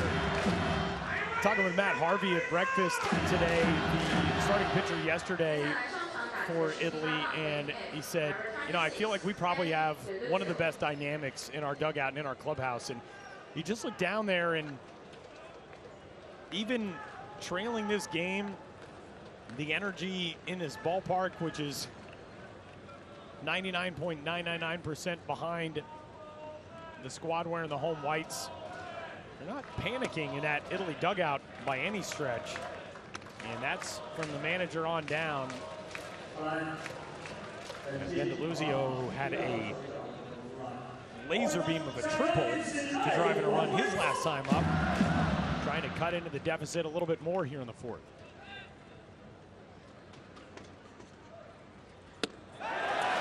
You know, Tyler, we talked about this during the qualifiers. I was always one to kind of, frown upon some of these countries where they get a lot of the guys that aren't essentially from that country. In other words, if they got maybe a dual passport or their parent, but they didn't grow up born and raised. Obviously, coming from Australia, we're all Australian coming out of there. But then we spoke to some of the guys from Great Britain.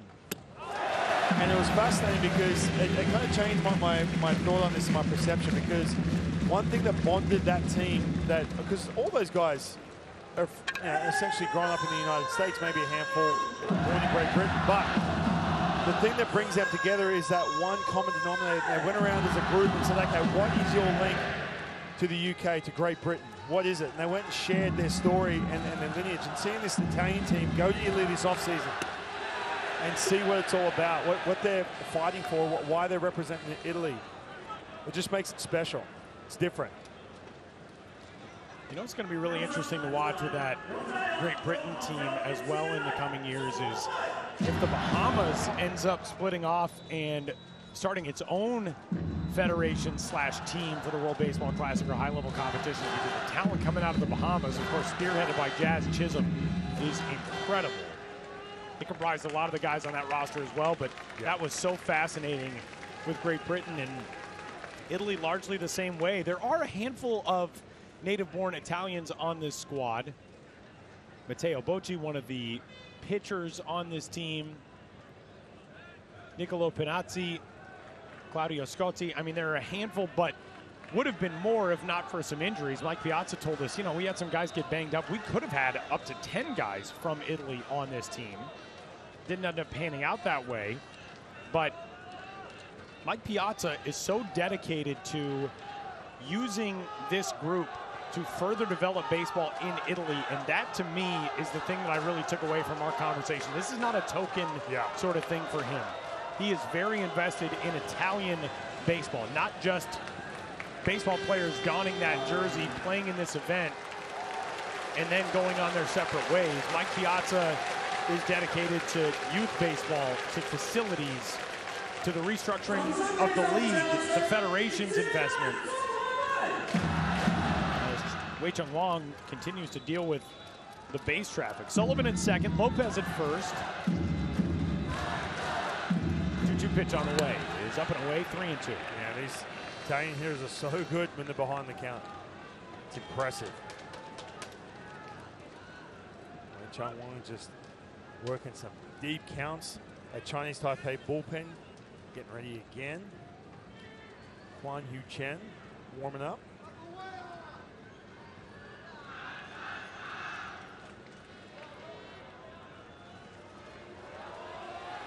3-2 in the air to center. Shen there to put it away. Tagging at second, digging for third. A good throw and just a shade tardy. Brett Sullivan able to advance on the second out of the inning. Showing some speed for a catcher too. Usually catchers don't run well, but he was moving. And usually in this situation, you're not going to try and test the center fielder's arm because you don't want to be that third out, third base, but you got to be really sure you can get there, and you can see that speed from Brett Sullivan.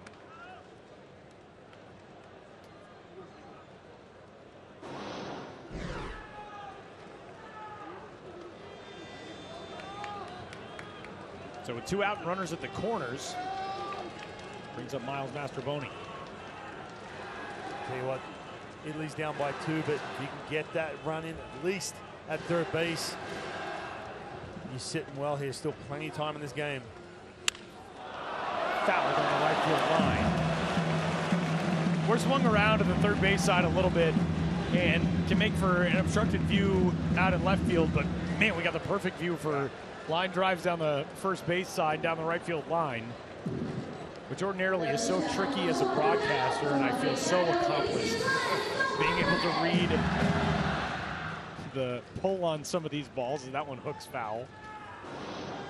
You're getting some compliments on social media, Tyler. Everyone's like, wow, he can really call the ball fair or foul. He really knows his foul territory. This guy, just unbelievable aptitude with those fair foul calls. Is that you? That's the impression of one of your Twitter followers? That's a standard fan, you know. All these all-star selections in minor league baseball for Miles Mastrobuoni. 16, 17, 18, 19. That comprised 4 different levels. A level that no longer exists. Class A short season. The New York Penn League is no more, but climbing through that Tampa Bay Rays system, and he lines this one to center field. A base hit for Miles Mastrobuoni. He continues to produce out of the 9 spot, and it is now a 5-4 game in the 4th. With the way these at-bats and these innings have gone, we're going to be here all night. 9 combined runs now on 15 combined hits. Yeah, there's going to be some grinding at-bats, some deep counts by the looks of it. Both teams. I mean, Chinese Taipei, they're ambushing. Tell you what, Italy, so tough when they're deeper in the count.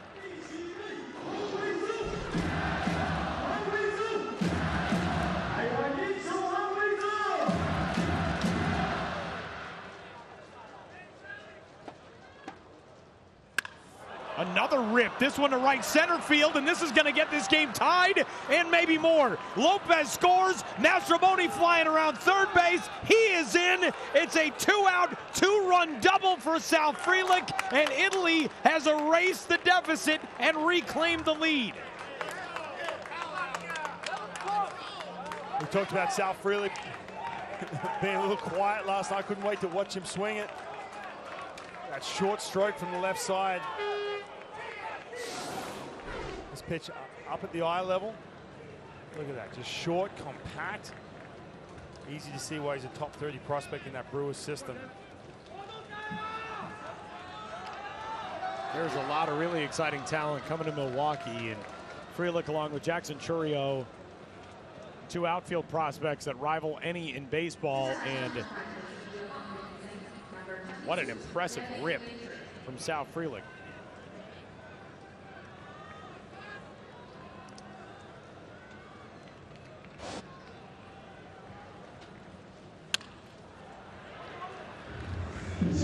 Tyler, we've talked about this. We talked about it in the game today, 6th inning for Panama. We talked about this the opening night for Chinese Taipei. Some of the questionable moves or lack of with this pitching staff. It's pretty evident Wei Chung Wang is struggling to find answers, but they're sticking with him against one of the toughest outs. 1 ball and 1 strike on David Fletcher. We saw this with Chi Wei Hu on that first night. It cost Chinese Taipei dearly. Panama ran away with that game. They had a lefty warming up in the bullpen.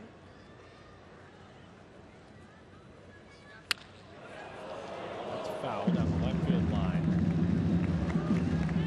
Wei-Ping Lin, a legendary closer on the pitcher's mound in his career, the manager of this Chinese Taipei team, led the Uni-President Lions to a league title in the CPBL in his first season, that pandemic year of 2020. All-time saves leader. And juggling a difficult task here for the host team of Pool A.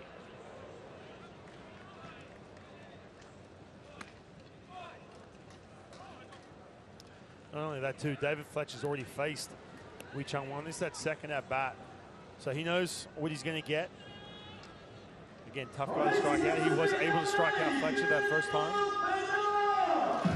Angels utility man.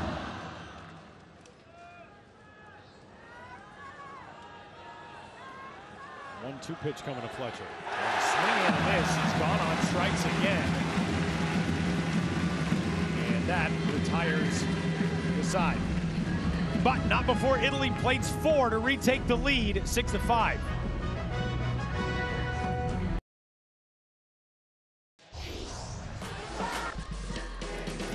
Whole lot of emotion in this 2023 World Baseball Classic Pool A for the host squad, Chinese Taipei. A lead twice tonight. 1-0. There's Travis, my man, Big Trav. Look at that. Chinese Taipei rallied from a 2-1 deficit, took a 5-2 lead, and now trailing again 6-5 as we move into the bottom half of the 4th inning. The songs have started. I mean, you're an adopted Seattleite. You could probably headbang like that. For sure. For sure. So Wei Lin, the leadoff man, grounder to second, 1 up and 1 down. Well, Seattle had more of the grunge scene, right? True. That's, you know, let's get it right. Nirvana, Pearl Jam. You gotta be more moody than headbanging. Yeah, there you go. That's, that should be the title of your biography someday. Yeah. Leadoff man is retired. Here comes Yu Chang. Yu Chang kicked off that 4-run bottom of the 3rd inning with a double to left field. We'll see if Stephen Woods Jr. is the guy to stabilize things on the mound for Italy. So far, nobody has been able to. A run in the first for Chinese Taipei, a run in the second, 3 in the third.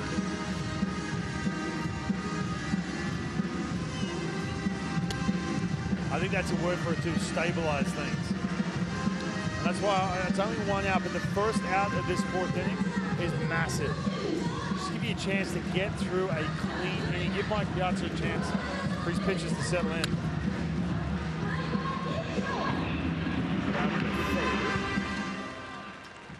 Chang is retired. Let's do an update from Pool B play in Tokyo right now. Samurai Japan with a 7-4 lead in the bottom of the 6th inning. Korea put 3 on the board in the top of the 3rd. Japan rallied immediately, 4 in the bottom of that inning to take the lead. They have started to pull away. Shohei Ohtani awaiting on deck as Korea goes to its bullpen in the bottom of the 6th. Striding to the plate in Tokyo. Yenting Wu, who's been really, really good so far through the first couple of nights for Chinese Taipei. Already on twice tonight, hit by a pitch in the 1st inning, singled and scored a run in the 3rd, and trying to get a 2-out rally started for Chinese Taipei here in the bottom of the 4th. Yeah, Tyler, you'd expect Japan to finish first in that pool. So you're looking at this, one of these teams essentially, maybe even Italy, could be facing Japan. Once you get out of the pool play, into the quarterfinals, it turns into single elimination. Over there in the Tokyo Dome.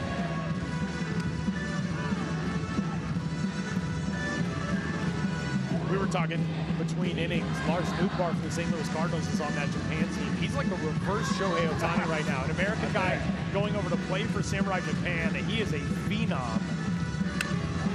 Ripped right into the shift on one hop. A 3-up, 3-down inning for the first time today for Chinese Taipei. And we are headed to the 5th. Italy with the lead, 6-5 over the home team.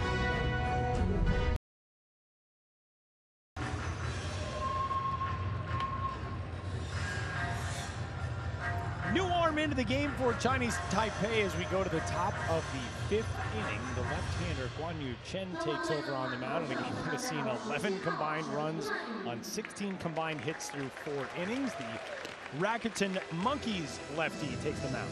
Yeah, it's 7 years over in Japan, 2014 to 2020. See here, fastball, curveball, sinker, and that fork or that split. So that little pause at the top, which is pretty stock standard, especially in Japan.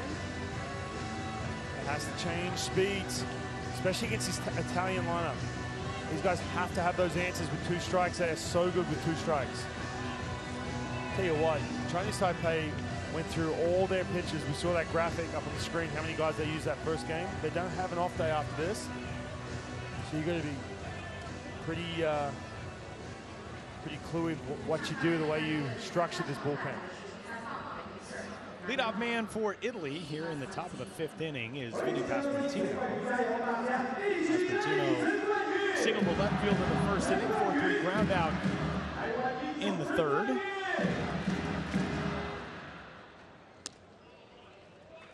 And the big fella from Richmond, Virginia takes ball 1. Ryan Roland Smith did his best Jojo Romero impression a moment ago. Crushed Red Bull, smashed it against his forehead. Fired up, this crowd. It's got me drinking Red Bulls. 2 balls and no strikes. Vinny Pasquantino, so good as an offensive player, but the power shows up more against right-handed pitching. He's facing a lefty right now, but look at the average against lefties. Wow. It's amazing. You want to be an everyday player in the big leagues, you've got to hit both, especially from the left side. Look at that, 352. I guarantee those home runs are going to come against lefties. He is just incredible. He's the type of guy who makes you wonder, how did he last until the 11th round? The skill set, what he did in college, now obviously going to Old Dominion, it's a little bit different school. He's not maybe scouted the same way that an SEC player would be or something like that, but Vinny Pasquantino, the Kansas City Royals somehow got a steal with him, and he's the guy that you look at now and think, he was a first-rounder. That wasn't the case with him. Because scouting is so tough. I mean, I have to give those guys so much credit. And discredit too, like you said, the fact that a guy like this slides 11 rounds. Someone brought it up to me, hey, would you like to get involved in scouting? I said I'd be terrible at it. I would really struggle. It's tough. We've got friends who scout. I don't know how they do it. Unable to hold up there. The count is 3-2. Told you the story the first time I saw Andrelton Simmons was a member of that Netherlands roster, 2-0 so far. Saw him in the Carolina League, and he had a bad weekend. I thought, this guy's not all he's cracked up to be. And then 4 or 5 gold gloves later in the major leagues. Big pitch coming up here to the leadoff man in the 5th. 3-2. Called strike 3. Out number 1 is strikeout number 1 for Guan Yu Chen. And that definitely goes against the skill set and the scouting report from Vinny Pescantino. Extremely patient, but tough to strike out. And it's just a fastball middle. Obviously looking at something breaking, froze him up. It's a big strikeout. So the 3-hole hitter is gone, and that brings in the Arizona Diamondbacks prospect Dominic Fletcher, number 17 prospect in that organization, according to MLB Pipeline. And man, if this World Baseball Classic start for Dominic Fletcher is any indication, I don't think that ranking is going to last that low for long. This has been a coming out party of sorts for Dominic Fletcher. Out on an outfield assist, showing off a terrific arm. A couple of innings ago, he's been on base twice and scored twice tonight. A single and a run scored in the 2nd, walk and a run scored in the 4th. He led off both of those innings. And you talk about how impressive his brother is. Obviously, Major League utility man for the Los Angeles Angels. There he is. His younger brother, I've got to say, different style of hitting, that's for sure. More power. Still hits for high average, more patient. Both these guys are getting a chance to play on the same team for the first time.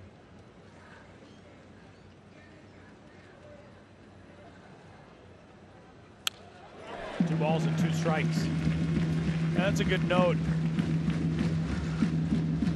Those two guys, one of 4 sets of brothers in Pool A.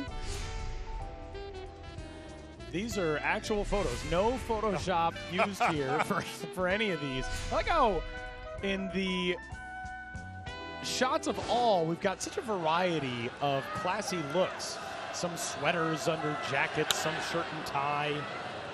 It's just good brotherly photography is what that Definitely is. not Photoshop. No, not at all. Not even a little bit. All the parents of these brothers supplied these photos, which is very nice of them. Thank you. Also a very strong mustache family, the Fletcher duo. Matching mustache. These two guys, David and Dominic Fletcher, have only played together on a team once, and that was at Cypress High School in California. That was in 2013. It was only for 1 season. David was a senior. Dominic was a freshman. They won the CIF Division II championship, the Centurions. Dominic spends his offseason in Arkansas. Product of the Razorbacks. David lives in South Orange County. Swing and a miss on 3-2. So back-to-back strikeouts for Guan Yu Chen. And 2 gone, bases empty for Brett Sullivan.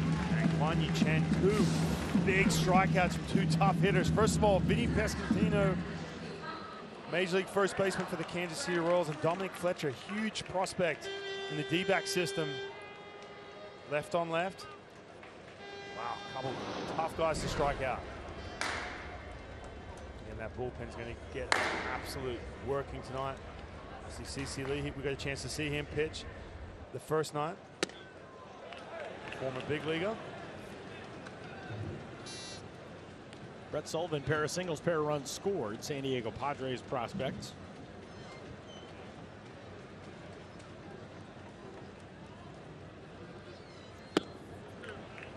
Sullivan is one of 4 catchers on this roster. Now, not all of them are just strictly catchers. Vito Frischia is in the lineup as the DH and in the on-deck circle right now. Vinny can play first base, he can play the outfield as well.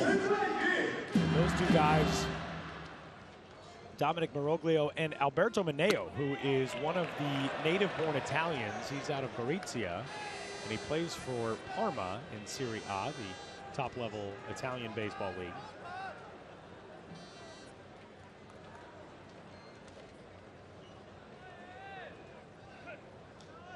Sullivan, another guy with a lot of minor league credentials, and he takes a 4-pitch walk with 2 outs to set it up for Freesia.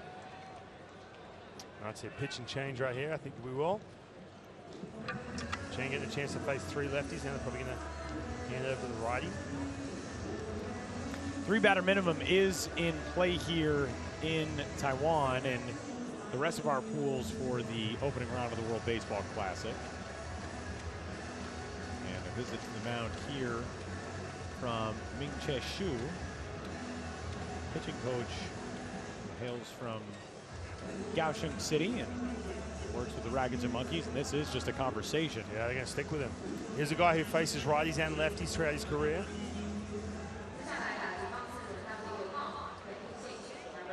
Again, they have to start conserving a little bit in that bullpen. A lot of guys got a lot of work first night, and they got the day off yesterday. Don't have a day off these next couple days.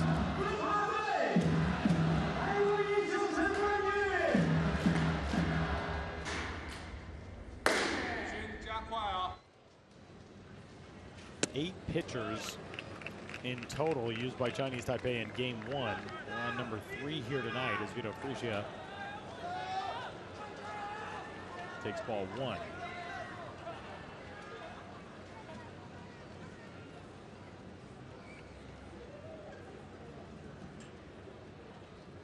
Two balls and no strikes, nowhere close there. That is 6 straight out of the zone since the back-to-back strikeouts.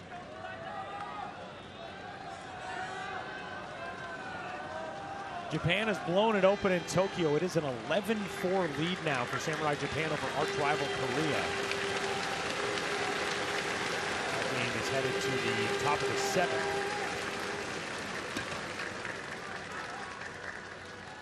These fans here trying to get Guan Yu Chen back dialed in. There's strike 1.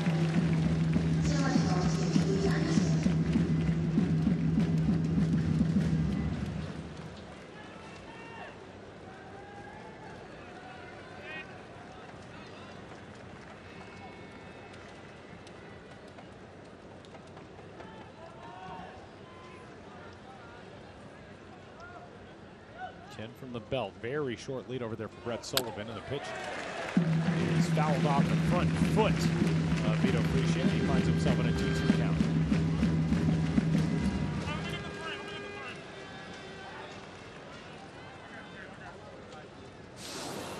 It's a changeup, way out front. We're taking out that chili, that spike. It's a big out right here for Guan Yu Chen, trying to get his team back in the dugout.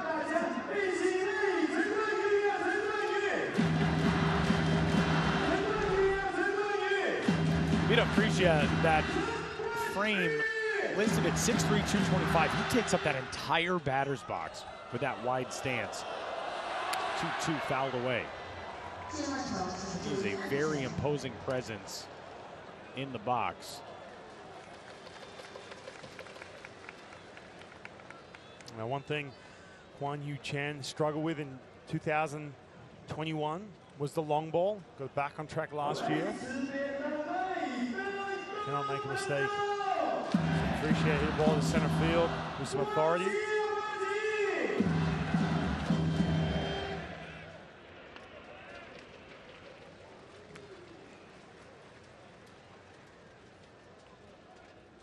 Chen might have just wanted to go over something different there with Brett Sullivan barely off the bag, and he checked on him with the throw. Ready once more, 2-2 pitch, and a bouncer foul. Keeping that changeup below the strike zone. Look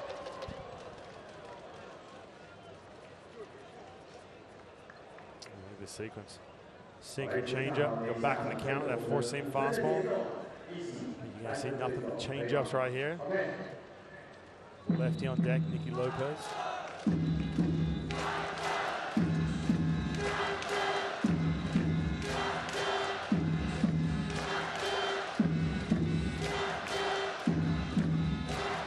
They're trying to get on the same page too. It's one of those tense moments where you start to second guess what you have to offer. You faced a couple lefties, big strikeouts.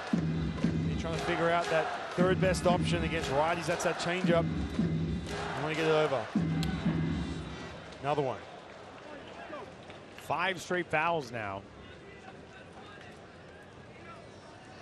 This Italy team just keeps on getting deep into counts, deep into at-bats.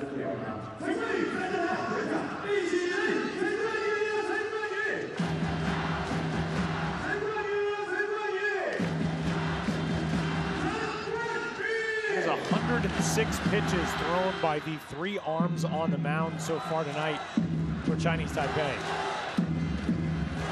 2-2 coming. And another foul ball. This one toward the first couple rows, and it'll get back in him. And playing with fire, throwing that fastball middle in this situation. 90 miles per hour, pretty flat. They've been grinding these pitches from Chinese Taipei. It's number 9 coming up.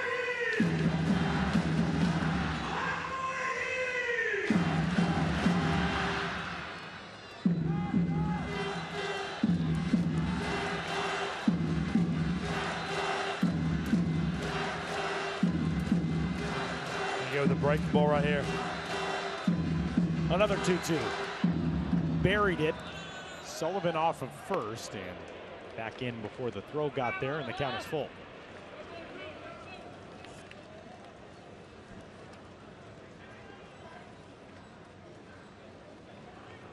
Gungguan Gilligalau really has that ideal catcher's build. He's the kind of wide body, big target. Right.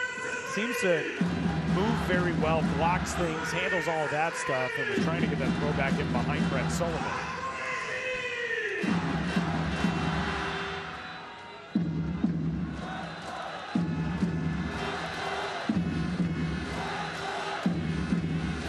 Here comes a 3-2, runner off, and another foul ball. What an at-bat here from the Phillies prospect. Yeah, this is a huge at-bat. Not to mention, obviously, you see the 10 pitches. You're seeing that changeup easily. You're not going to beat him. You're not going to get that swing and miss. You just have to generate that weak contact somehow. You have to stick with that plan A. Do not want to cough up a fastball middle here, make a mistake. Can't give in. Another changeup. 3-2. Ball 4. And it is first and second with 2 out. What a plate appearance from the 2019 40th round draft pick. His manager, a 62nd round pick, Mike Piazza, when he was taken, a round that has long since ceased to exist. And a pitching change coming up for Chinese Taipei, and we will step aside with it. Runners at first and second after back-to-back 2-out walks. Top of the 5th. Inside jump.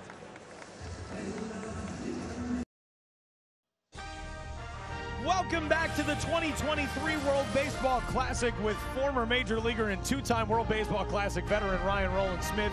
My name is Tyler Mon. Back in Taichung, Taiwan at the Intercontinental Baseball Stadium for our coverage of Pool A. That is the National Taichung Theater, which officially opened in 2016. What a gorgeous building. It's actually, I believe, pretty close to where we're staying. Ryan is going out with these guys later. That's right. Hit up the club. Actually, what was crazy a moment ago, they started playing the Lion King song. Ryan held me out over the crowd. It's quite a moment. New pitch in the game, Hugh Sun Chen. This is one of their guys. Look at those numbers. First of all, 1.77 ERA was the league leader in saves. This is who they call the agent of chaos. 2019 CBBL All-Star Game. He took a selfie on the mound. The agent of chaos. It was in his glove. Look at this dude. Amazing. It's awesome. And he's on in the top of the 5th. Wow, nearly. Was able to nab Vito Frisia, straying a little bit too far off the bag over there. A little back pick, you don't usually see that. The lead runner at second. Yeah, this guy's quite the personality. You could hear the crowd too when they announced his name. They did play the Lion King song, man. Is that his walkout song? Tyler, I expected you to know this information as I was holding you out like Simba. I was so mesmerized by the moment that I neglected to do my research into that. First pitch there for a strike. That's his big weapon.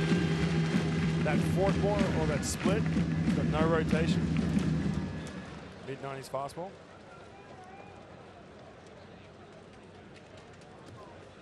Yushun Chen, right now, a member of this roster under the manager, Yue Ping Lin, who is the all-time CPBL saves leader, and he's closing in on that record. 119 in his career. He pitched in 46 games last season for the Rackets and Monkeys in the CPBL, and closing in on that mark. That nickname, the Agent of Chaos, he has earned it via some colorful behavior. Doesn't hold back emotionally, let's put it that way. Love it. He'll voice his displeasure with umpires. He's gotten into some scrapes on the field. Gets into it with the fans, apparently. Fouled at the plate, and now thrown back into second. Back in safe with Brett Sullivan.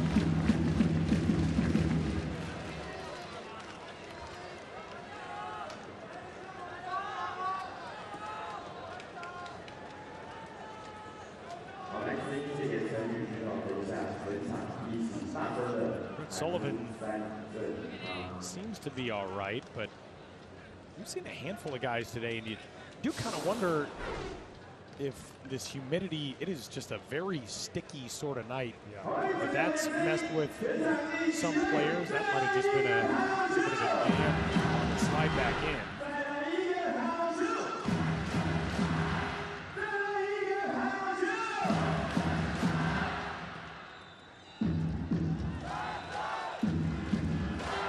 Lopez in and waiting. RBI single his last trip to the plate. And they're paying a ton of attention to Brett Sullivan. Yes, he's a catcher, but he can run.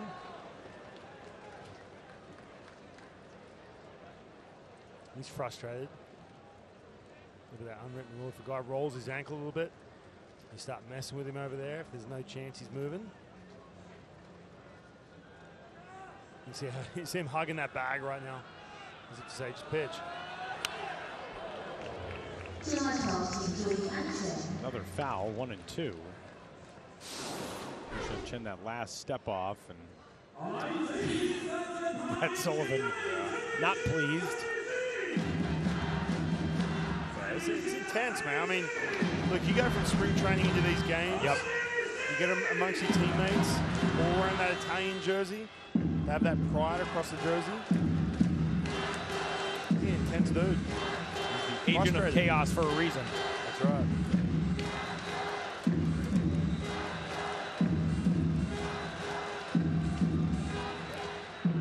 Good block there by Gilligalau. 2 and 2 now. Now, he talked about some of the numbers. 1.77 ERA. See right there, right in the center of that glowing scouting report, the Agent of Chaos. He throws that split, throws it a ton, about 50% of the time. He throws a fastball around 92, 93. You see right there too, one of the most reliable relievers. You know, we talked about the Italian team trying to have some stability with that pitching. Same goes with his Chinese Taipei team.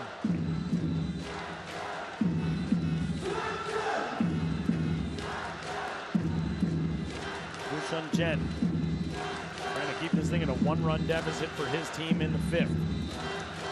Nicky Lopez waits.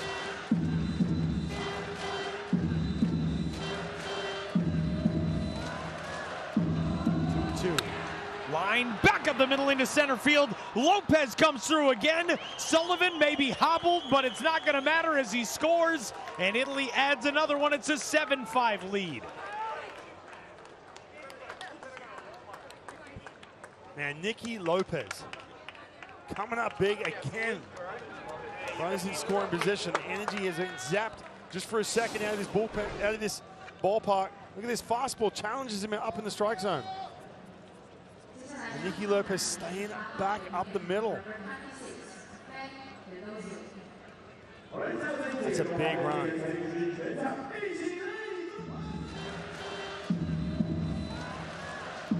Just watching Brett Sullivan, watching how he's moving on that ankle.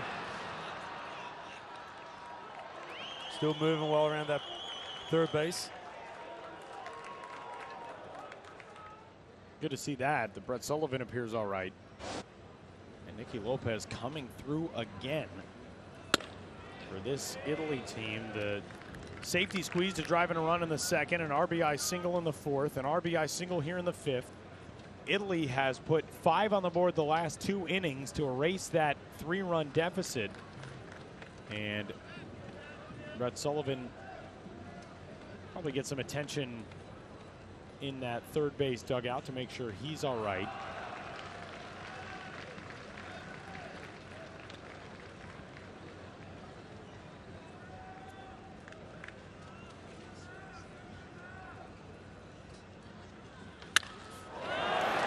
Swinging a fly ball into shallow center. This could be a tricky one, and it is the right fielder, Tsuwei Lin, who makes the catch. But Italy tacks on one more, and this game heads to the bottom of the 5th inning. It's a 2-run lead for the visitors, 7-5.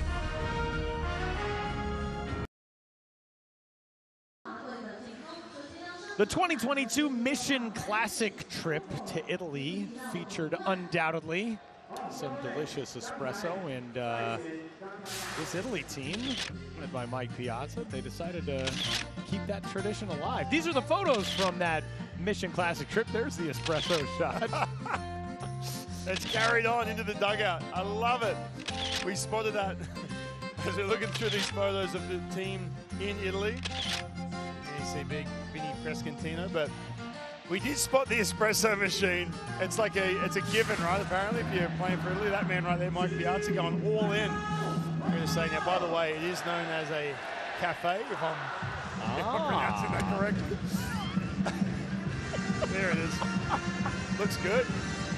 Look at the little guy. Like now it's in action right now. That is Michele Garoli, who is the outfield coach from Parma. Yes, a cafe, simply an espresso, served black and only in 1-shot increment, Tyler.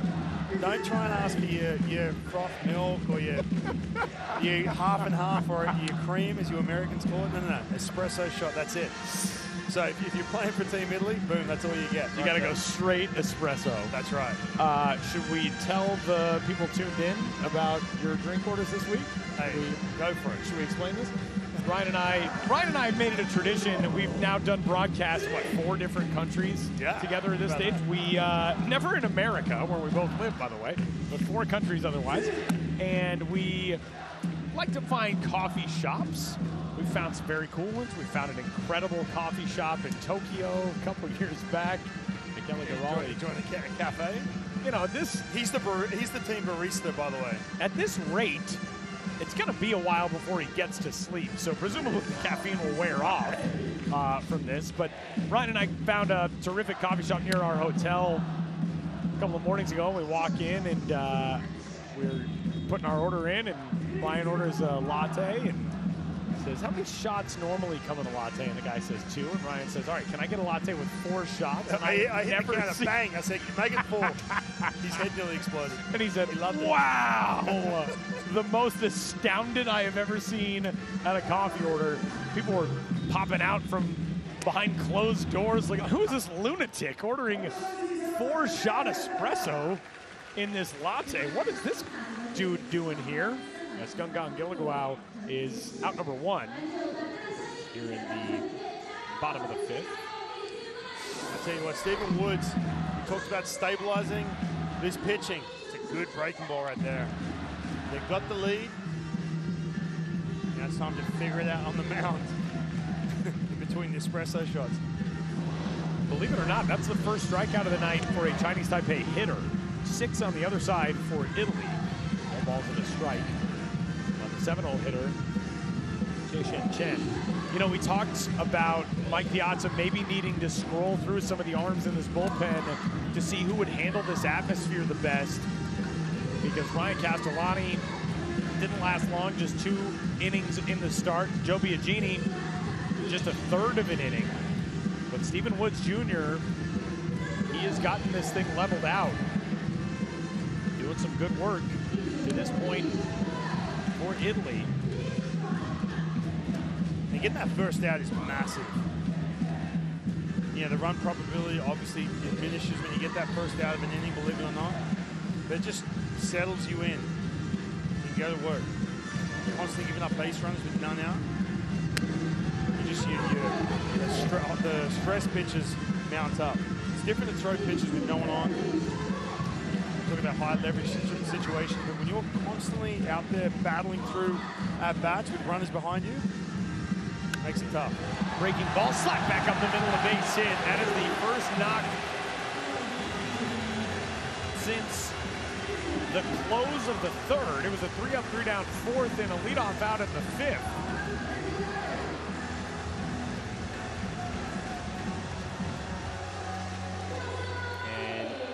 And Chen is aboard with 1 gone.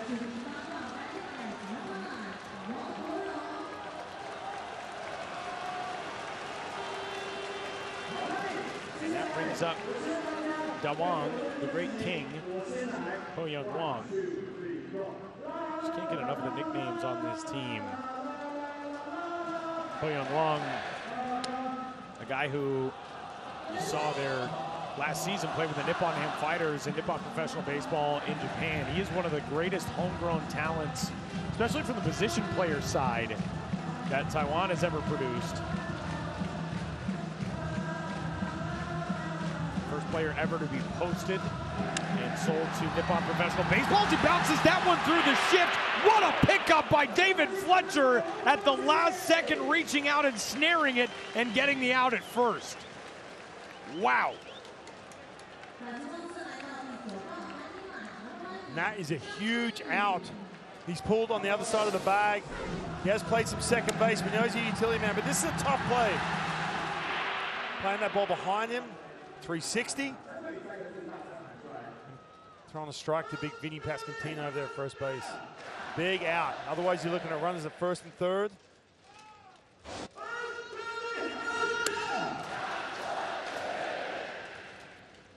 One ball and no strikes on Kunyu Tiong, the shortstop out of the 9 spot, who is 0 for 2. Reached on an error charged to Nicky Lopez in the 3rd inning that brought home a run and at the time gave Chinese Taipei a 5-2 lead. That has vanished. And that inning wraps up on that grounder. And we enter the 6th. Chinese Taipei still trailing Italy with a 2-run lead.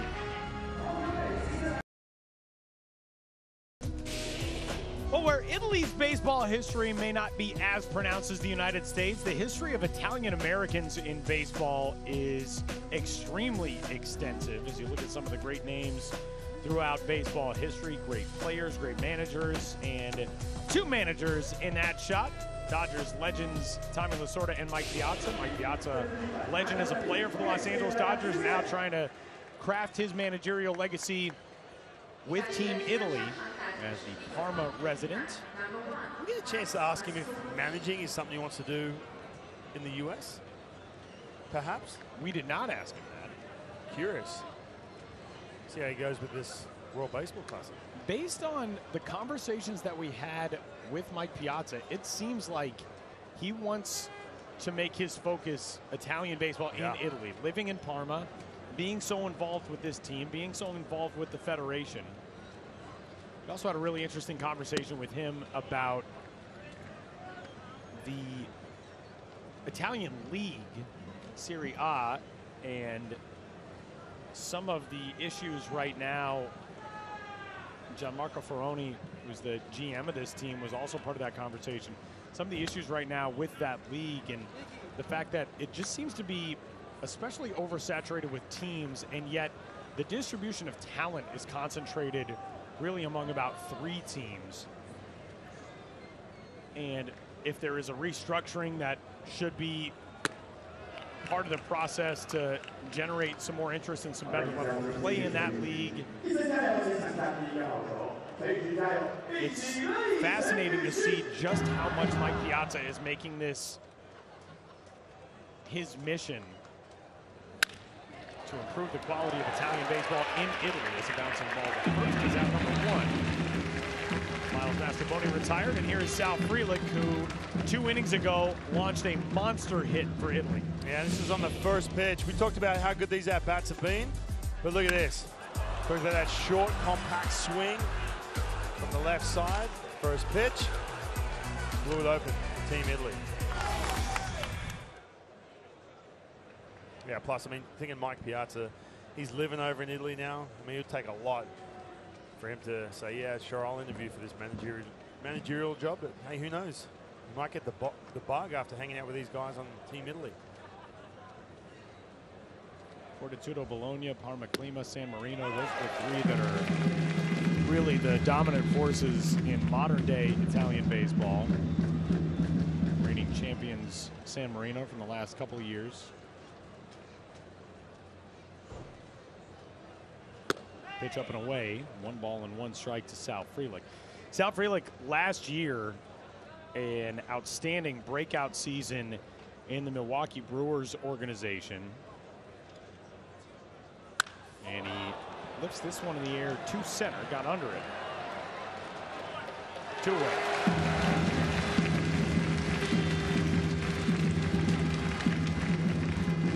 With the bases empty, that'll bring up David Fletcher. Italy has been retired in order just once tonight. That was back in the 3rd. Last inning started with 2 outs from the first 2 men, and then strung together 2 walks and a single for a run to extend the lead to 7-5. And David Fletcher, who was 0 for 3 with a couple of strikeouts tonight, takes ball 1 down.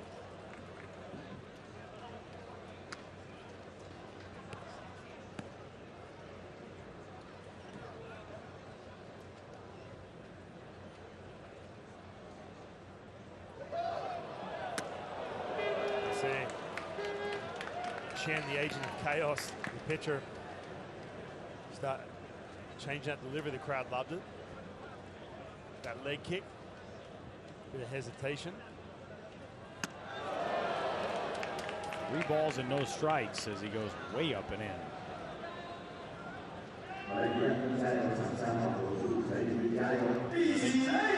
Telling David Fletcher, hey, it's nothing malicious there.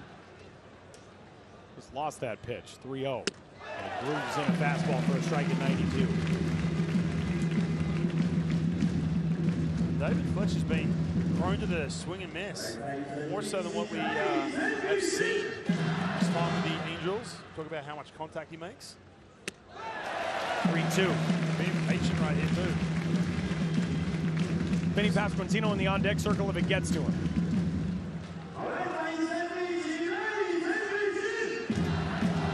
3-2 pitch is lined to right field and down for a base hit. Italy continues to do work with 2 outs. Yeah, he talked about him being patient. One of the reasons he's so aggressive is because he's got Mike Trout hitting right after him, and Shohei Ohtani's going to get pitched to. But look at these 2. Nicky Lopez, David Fletcher. See those exit velos, 4th lowest and lowest in the big leagues. But still able to get 250 plus, 278. And it looks like we might have a pitching change coming up here, and we will. So the agent of chaos will see his night come to an end. And with Benny Pasquantino stepping into the batter's box, a new arm will step onto the pitcher's mound for Chinese Taipei. 7-5, Italy leads it here in the 6th. Chinese Taipei pitching change here in the top of the 6th inning. Ryan tried to do this earlier today, did not catch a single one of these dropping things. That's definitely not true. I have not tried that yet, but I want to. We have to locate that machine. We do. It looks like it was out near the arena. You and I have to go at it, compete. Okay, I'm into that. New arm into the game for Chinese Taipei as we move along here in the top of the 6th inning. It is the left-hander Yenqing Liu who takes over. Another guy pitching in his home ballpark.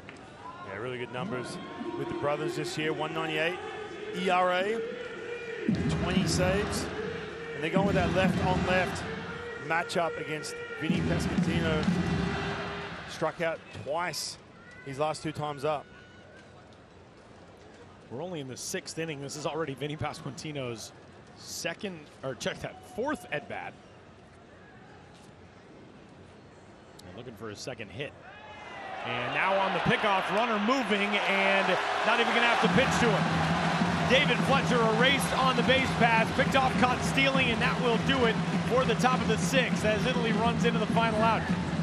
Now, hold on a second. Italy may challenge this. We're waiting to see if Fletcher may have gotten a foot under the tag, but doesn't look as though Italy will challenge as they're already headed out to the field. So the out recorded on the bases, going to the bottom of the 6th in a 2-run game.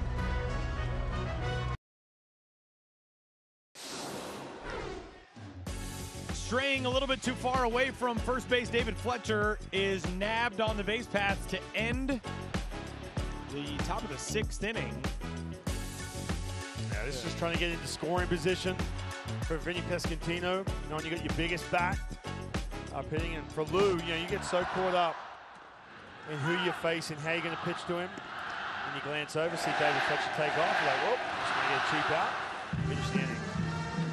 Tell you what, Stephen Woods, what a job he has done. 2 2/3 inning thus far, and just settling down this Chinese Taipei, the crowd, the offense, neutralizing all the energy in this stadium. Italy have gone up 7-5. Meeting of the minds in that third base dugout. Blake Butera, the man in the middle of the screen, the bench coach for Mike Piazza's staff. Michael Borzello, the pitching coach, as they strategize how to try to get this thing across the line. And in the bottom of the 6th, that feels a long way away. Yeah, really does.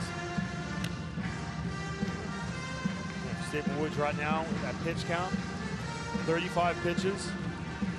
In good shape, and you saw Mike Piazza there talking over all different scenarios.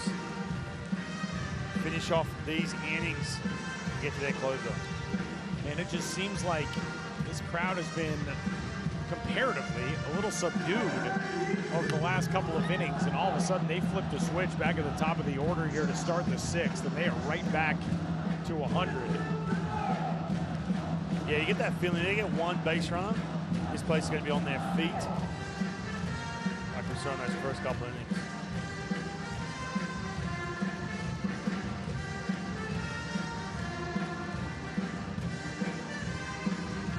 One too high, 2-2. Now, one thing with Stephen Woods, the biggest thing holding him back has been that command.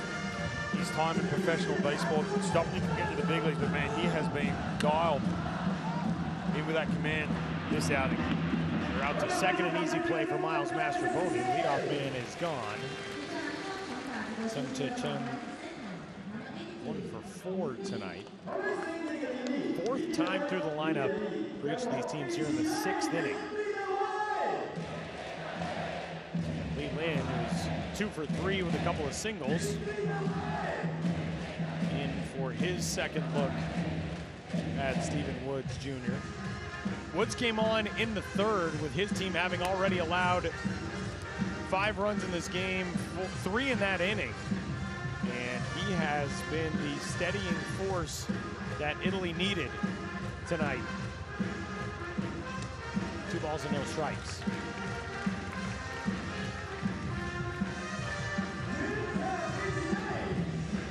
Yeah, I mean, you look at this, walks per 9, 7.6 walks per 9 in 2022 in AA. Not been the case tonight at all. In fact, Chinese Taipei's hitters have not worked a walk against any Italy pitcher tonight. 2 balls and a strike now on Lee Lin, who is 4 for his first 8 here in Pool A. So the music music's coming from up on the concourse on the first base side. 3-1.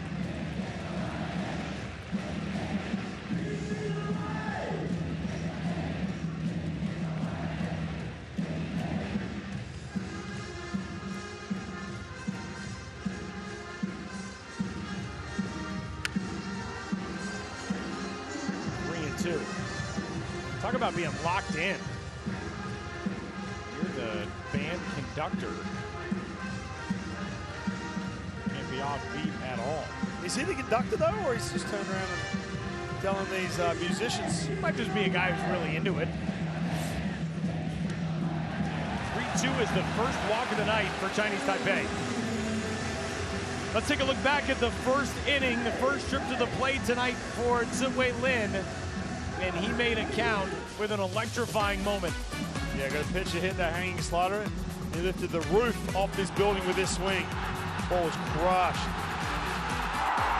And look at this reaction from inside the stands at Taichung Intercontinental Baseball Stadium. Huge credit to our tape guys for getting that one onto this broadcast tonight.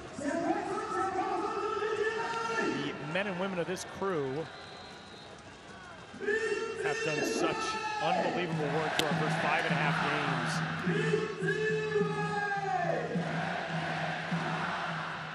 And after tonight, we still got 4 more from here in Taichung. Ziwei Lin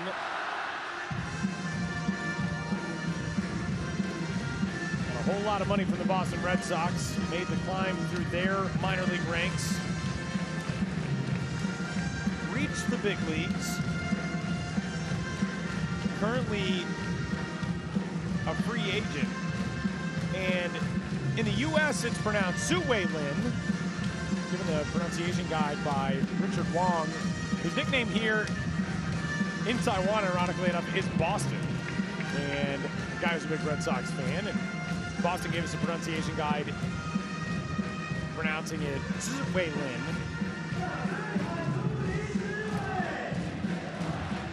28-year-old who spent this past offseason for the Northern Hemisphere Leagues, playing in the Southern Hemisphere summer with the Auckland Tuatara of the Australian Baseball League. 25 games, 337 average, and a 1,000 OPS for the lone New Zealand-based team in that circuit. Fouled off the right shin. Looks like he got at least part of the shin guard, but still doesn't feel very good.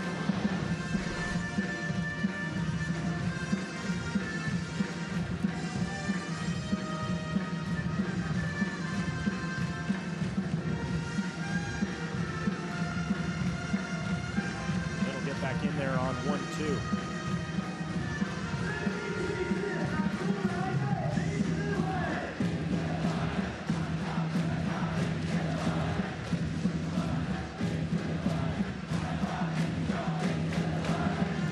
One-two pitch. Fouled again. It's that hard in the lineup for Chinese Taipei here in the 6th inning. Got Yu Chang, Boston Red Sox on deck. Stephen Woods. He's at 48 pitches right now. I guarantee it's been a while since he's thrown 48 pitches coming out of the winter. It is March. He's happy. Got it out these last couple pitches. 2 big at-bats here in the 6th. 1-2, swung on and missed, and a great job by Brett Sullivan. Maybe not. Sullivan saying he caught that cleanly, and home plate umpire Chris Siegel doesn't agree. And you can see Brett Sullivan say, "Can we challenge that?" Wow. And that could be huge. File that away. It's a changeup. Yeah, hit the gap. Cool.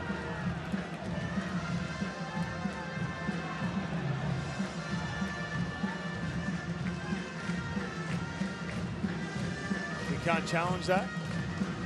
Saying we can't challenge that. Drop third strike. Good thing they did. Ball did hit the dirt. Big pitch. 1-2. 1-2 in the air. Into right. Dominic Fletcher.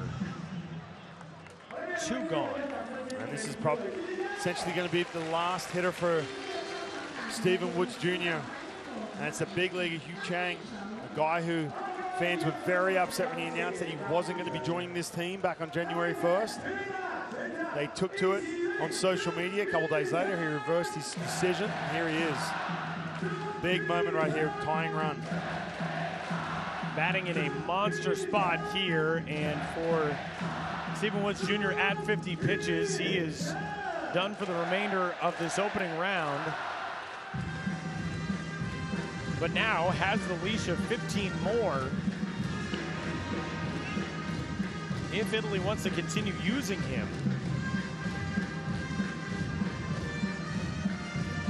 Yeah, no one warming up in that Italian bullpen right now.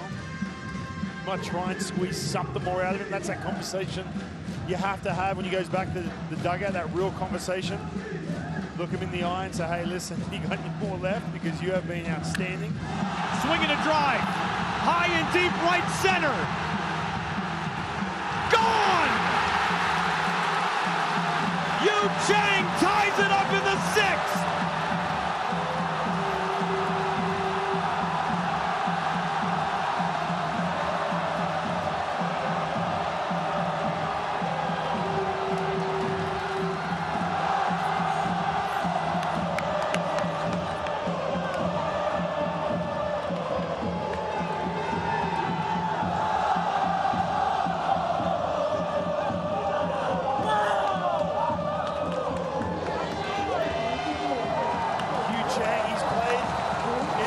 But no bigger moment in his career in front of his home crowd. It's a fastball in the middle of the plate. Wastes no time. Takes into the center field seats. Wow, what a moment. And Ryan, you told the story. Yu Chang initially was not even going to be part of this team. And he just delivered one of the biggest swings of his life for Chinese Taipei. Stephen Woods Jr., such brilliant work out of the bullpen, and maybe just running out of steam here. An emotionally exhausting effort in the 6th. Yeah, man, look at this. Trying to sneak that fastball by him. Huge swing, wow.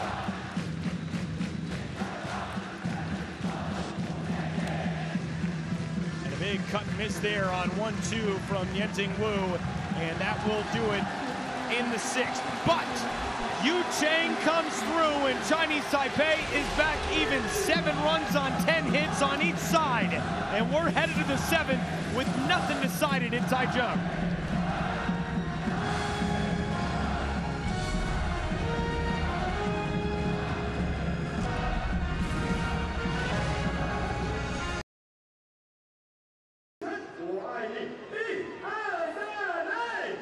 There's one of the heroes of the night so far for Chinese Taipei. A 2-run homer a moment ago from Yu Chang.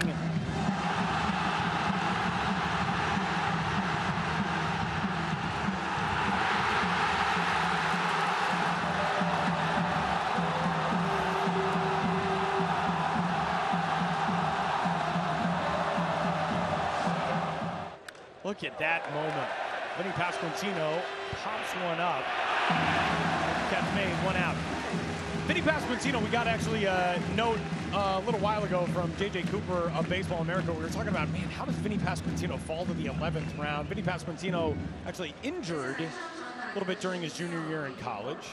Rebounded for his senior year. Yu Chang, his celebration. Yeah, we're gonna revisit this. I mean, what a moment. Talk about the fact he's had a chance to play in the major leagues, but look, when you've got your country across your chest, that's going to be way up there in memories for him and moments throughout his career, regardless of what he does at the major league level. That salute line in front of the first base dugout, pretty cool as well. The underrated moment of that celebration, Yu Chang kissing his jersey as he came around 3rd. And again, for a guy who at the outset of this year, was not going to be part of this World Baseball Classic, showing what this means to him, and even more so what it means to these fans and to this island. what a moment. And Ryan, when we went to break, you pointed this out to me. The chant continued the entire inning break from these fans, too. Yeah. Let him know. He came back out of the dugout, and they want to just keep letting him know what that meant, tying this game up.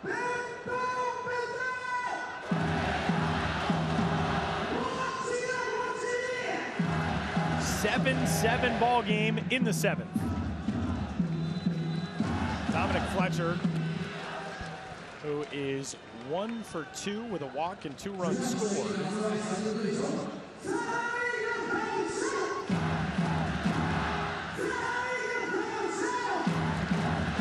Facing a 1-2 count.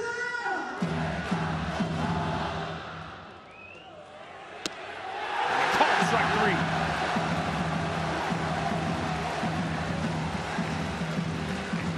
Sudden, that momentum, we've talked about this since we got here, the momentum shifting back and forth throughout these 9 innings. Black fastball. Look at that thing. Nothing you can do with that pitch.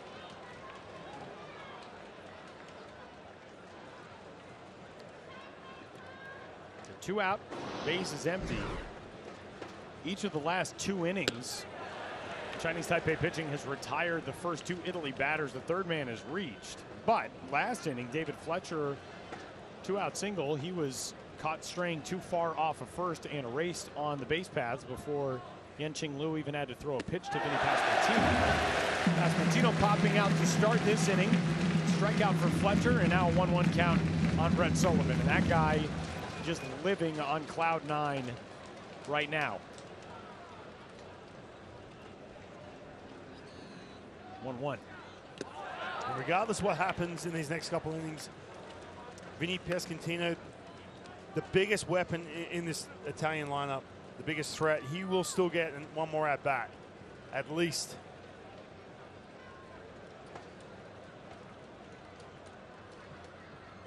Ooh, that one just missing. 3 balls and a strike.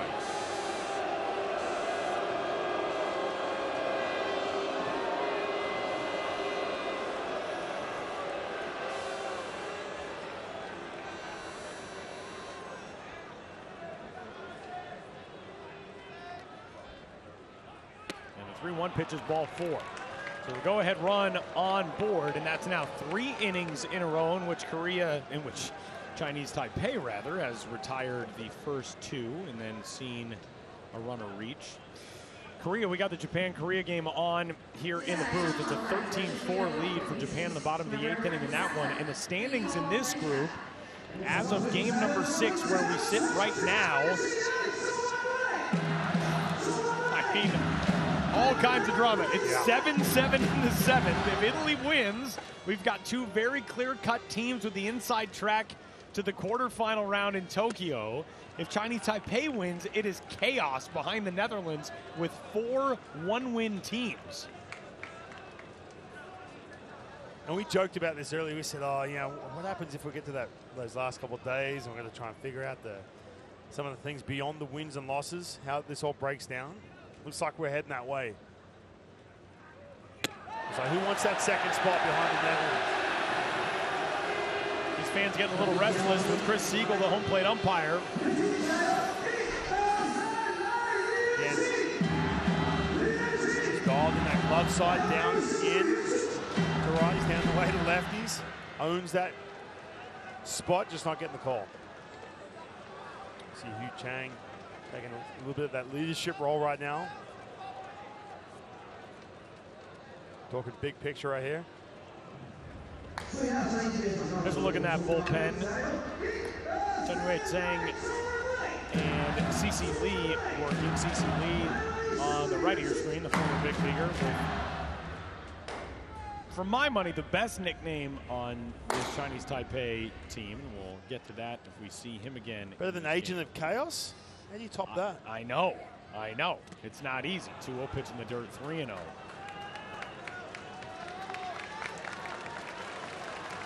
Oh, we'll get to it.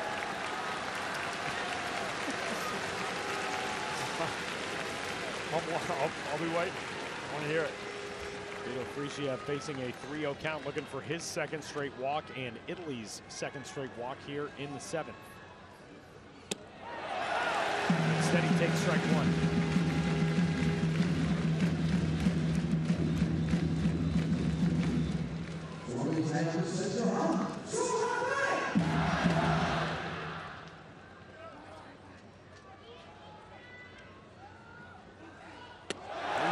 Bends in there for a strike, and it's full.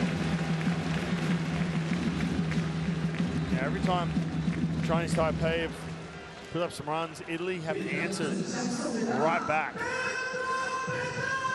We are 7-7. Vito Frisia has worked some really good at-bats tonight. And a full count offering is on the way to him. And it's in the dirt, back-to-back walks, first and second now. Go-ahead run in scoring position for Nicky Lopez, who's already got 3 runs batted in tonight, a couple of singles, and a safety squeeze bunt. This is interesting. I think it's just a mount visit. I think with Lou, you stick with that left on left. See him being a little bit more careful with his righties, but with lefties, that's his bread and butter. Fastball slider combination. He's got Vinny Pasquantino, he's got Dominic Fletcher. Chechu, the pitching coach, heads back to that first base dugout.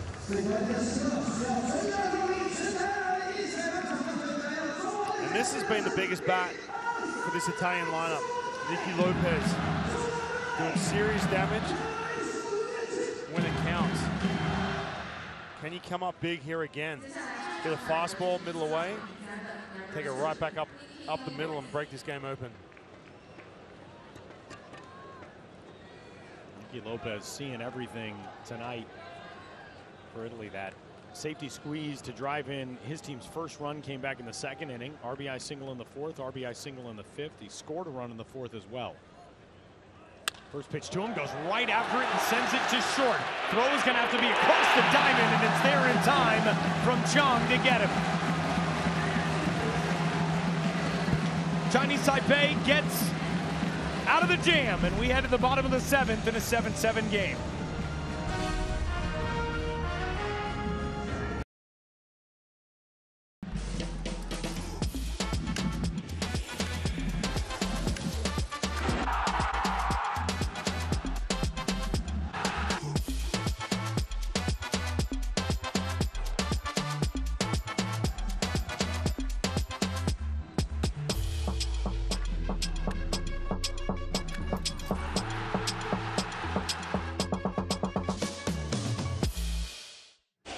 It doesn't get any better than this. A 7-7 game on night number 3 of the World Baseball Classic as we go to the 7th inning. First pitch swinging to start the bottom of the 7th inning. A leadoff out as Gungwan Gilligalau bounces out to the left side of the infield. 1 up, 1 down.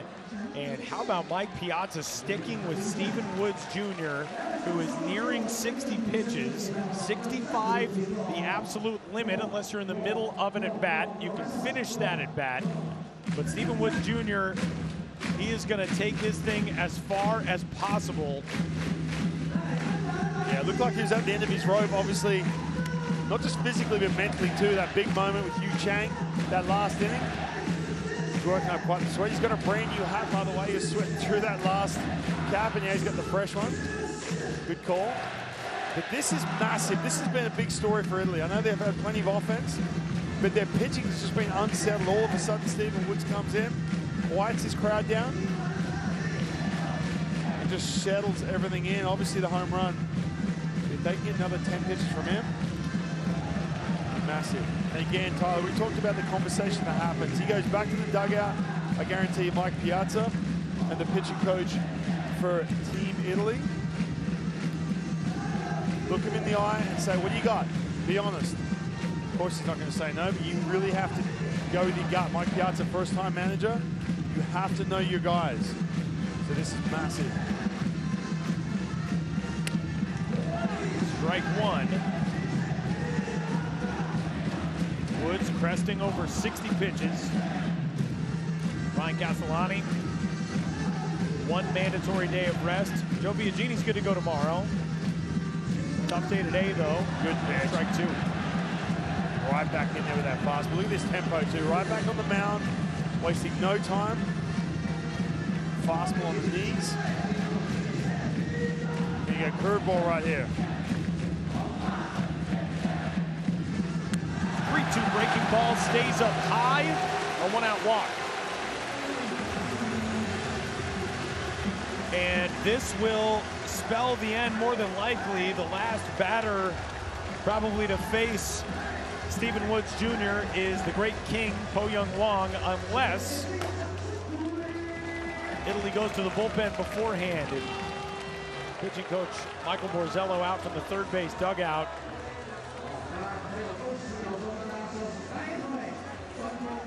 Samurai Japan and noted world's coolest man Shohei Ohtani, 13-4 winners over Korea. That game has just gone final in Tokyo Dome. So Korea, a shocking 0-2 start to this World Baseball Classic, and a pitching change underway for Italy. Yeoman's work done by Stephen Woods Jr., and Italy going to the bullpen in the 7th.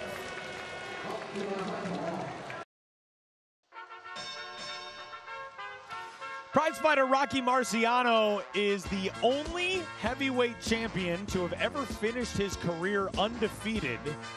And if you're thinking, wow, this is a stretch to pull out a connection to athletics for an Italian American, it's not, because the new arm into the game for Italy is his cousin, twice removed, Joey Marciano, who takes over on the pitcher's mound, inheriting a base runner here in the 7th.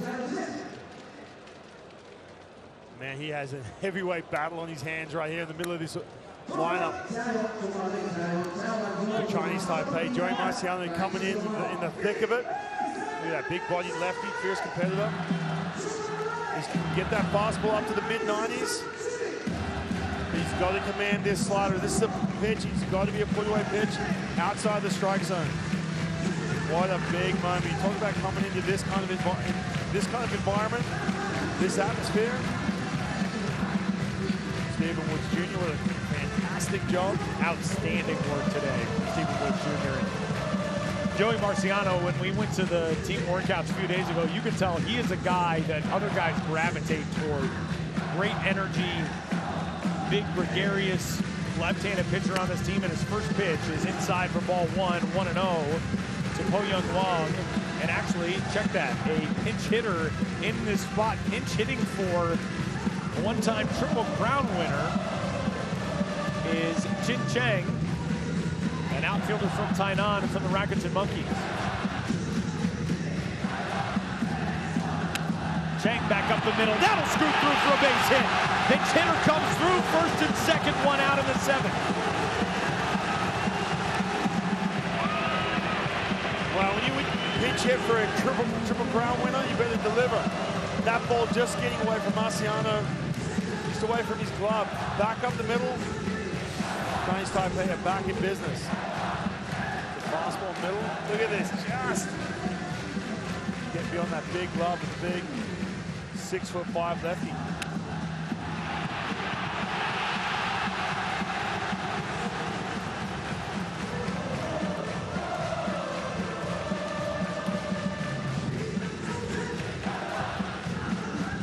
Now it's Gun Yu Chong. And first pitch swinging, he fouls it back. We'll say this, on moments like this, when the crowd's getting amped up, you see Joey Marciano back on the mound, sometimes you've got to slow down a little bit. Make sure you process what that next move is. These Chinese Taipei hitters, you see it, when all of a sudden runners are on, they're way more aggressive. You have to slow them down, slow their tempo down a little bit as well. Up and away, 1-1. Gun Yu Chong out of the 9 spot, 0 for 3 tonight. Reach on an error back in the 3rd. On a ball, he scooted under the glove of Nicky Lopez.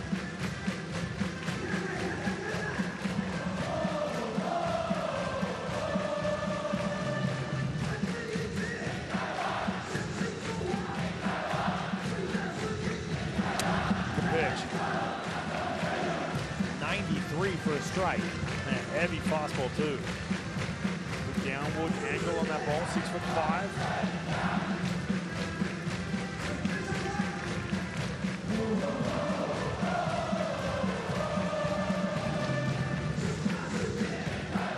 Go-ahead run 2 stations away at second. Marciano deals.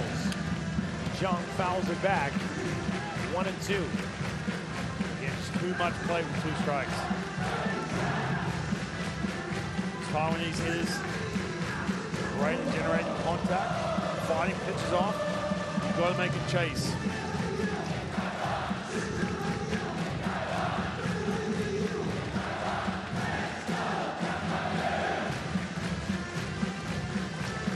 Here's the 1-2.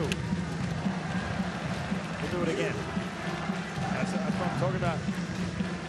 Look at some of these pitches, a lot of them in the middle of the plate. See him going with the 2 sliders to start him off. That slider is too much with 2 strikes.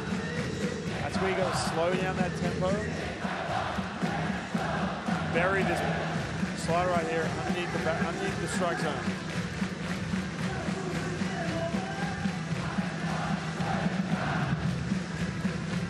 Another 1-2 pitch.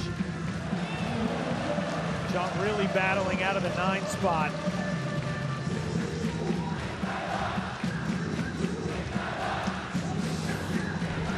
Everything around the middle. Fastball this time.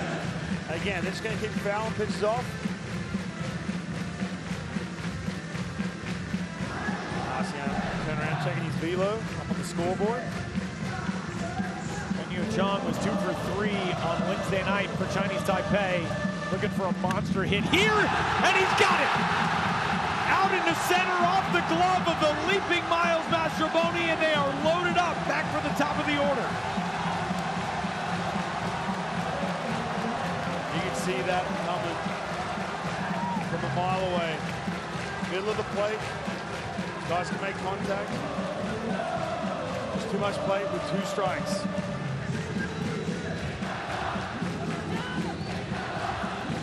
Michael Borzello out again from the third base dugout.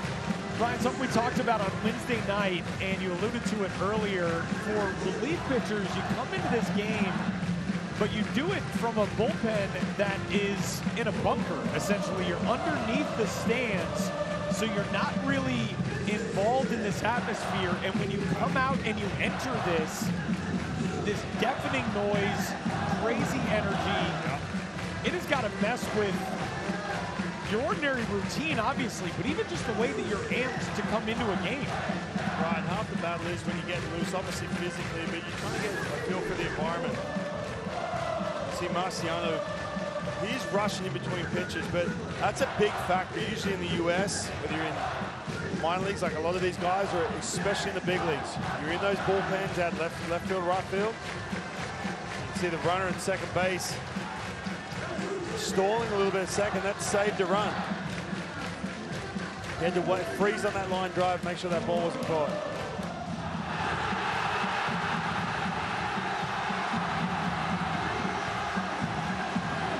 But Tyler, to your point, here in Taiwan, in Japan, the bullpens are underneath. It's quiet. You're essentially in a batting cage, and you come out, and that's deafening.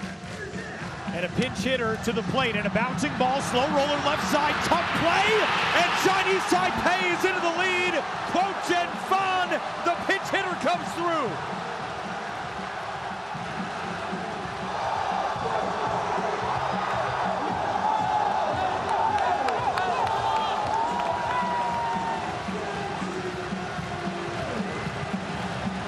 A walk and 3 straight singles with 1 out. It's 8-7.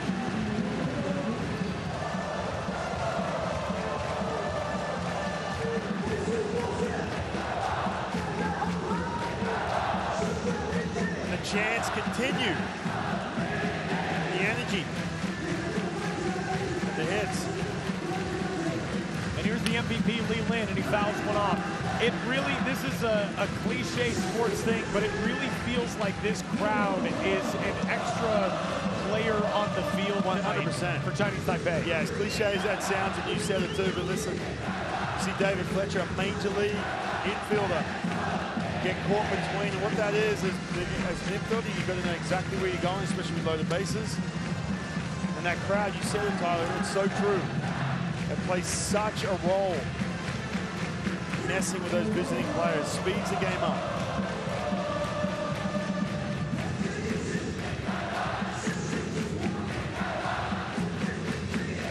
That will go as a hit, by the way, for Quoten Vaughn. So 2 pinch hitters in this inning, both of whom have come through. Now a bouncer out to short. Fletcher to second for 1. On to first!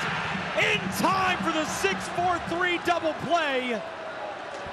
And the rally ends with just 1 across. Italy turns a clutch twin killing, but Chinese Taipei will ask for the review to confirm it.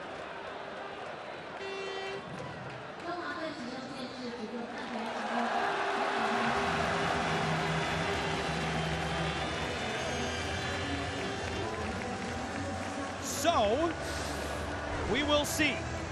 And here's our first look. He had to be quick too, David Fletcher, get rid of that ball in a hurry.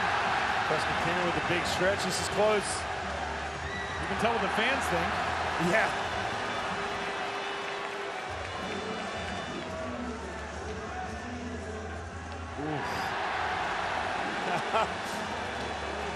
And again, the call on the field is an out call.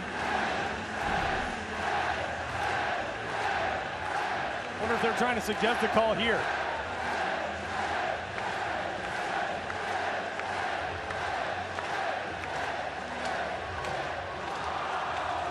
And out. The call is confirmed to end the bottom of the 7th. So Lee Lin bounces into the double play. But Chinese Taipei gets 1 to retake the lead. We head to the top of the 8th inning. The home team's back out in front in a wild one in Taichung.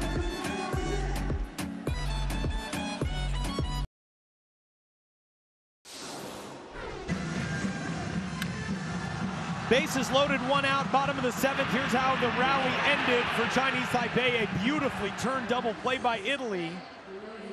And man, if Vinny Pasquantino is 6'2" instead of 6'4", we might still be playing the bottom of the 7th. And a terrific stretch by the fantastic first baseman. Oh, look at this. Wow. Every inch of that frame in the splits. The crowd trying to will their way into a safe call. This entire stadium chanting safe, safe. Wow. D'Andalusio, the leadoff man in the top of the 8th. That's a great look at it. And again, the call on the field was out originally, so there had to be clear and convincing evidence that definitively proved that safe should have been the call, and there wasn't. As the 1-1 has popped up, foul ground. Jimmy Delau gives chase. That's out into the seats. They have to rally here. They're down to the final 6 outs.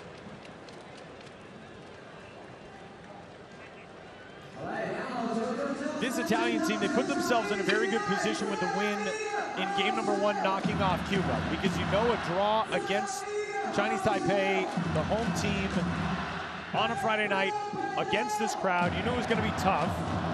But getting that win in your back pocket yesterday, that's big. 1-2 pitch. Skied first base side, foul again, and out of play again. But once more, I mean, if Chinese Taipei hangs on, we've got the Netherlands at 2-0, everybody else with 1 win behind them. Yeah, it's creating quite the mess, but that's what we have been talking about this entire pool play. Pool A, most evenly balanced. Kind of expected this. We do have some defensive changes we'll get to you for Chinese Taipei, as the pinch hitter Quoten Fan, who drove in the go-ahead run, he's over at first base now.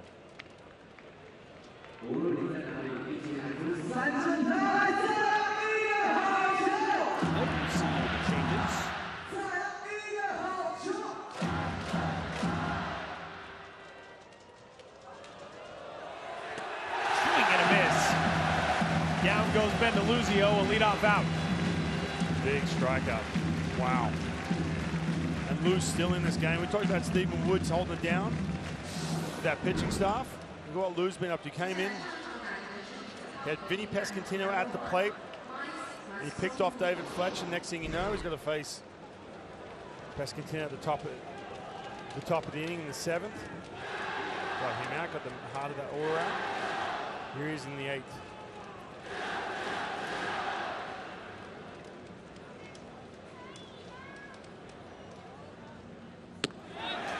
Pitch fastball, just misses.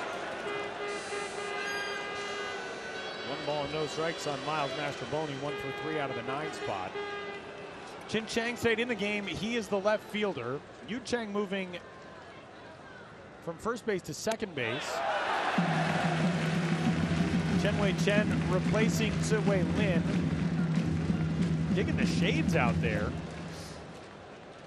Tyler Mons, racquetball goggles. Yeah, absolutely. Out in left field. It's pickleball, please. Excuse me. Excuse me, sorry. I'm imagining those are to help cut down on the glare from the lights here. Mastrobuoni unable to hold up on that one.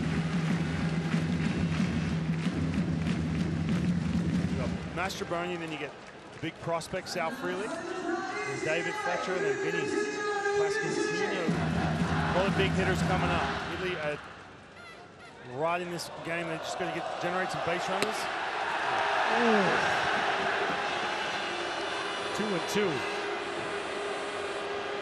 You know, I will say this is a tight zone that's frustrated these fans tonight, but it's been a consistent zone for sure. And that's all you want from an umpire. It's been a very well called zone with the boundaries that Chris Siegel has established. 2-2 pitch. 3-2.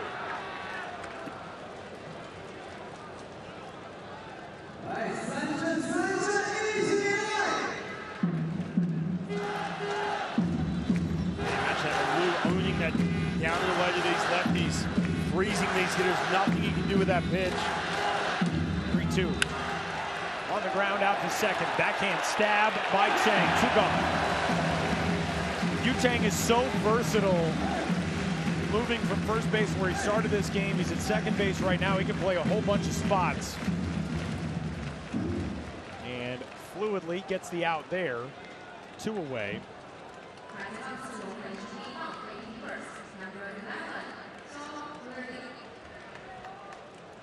We'll go back to the top of the order and Sal Frelick with 2 gone and the base is empty for the 4th consecutive inning for Italy. In the 3 previous ones, the Italians have got runners on after 2 outs to open the frames.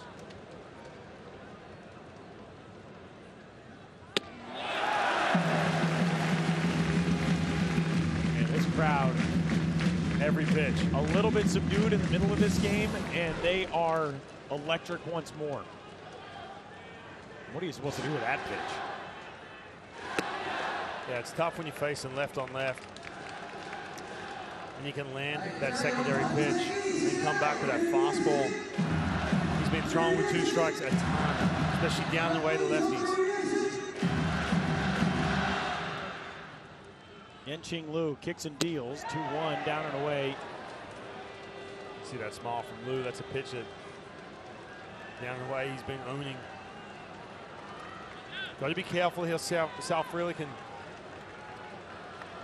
try and get back in this count. He might let it eat.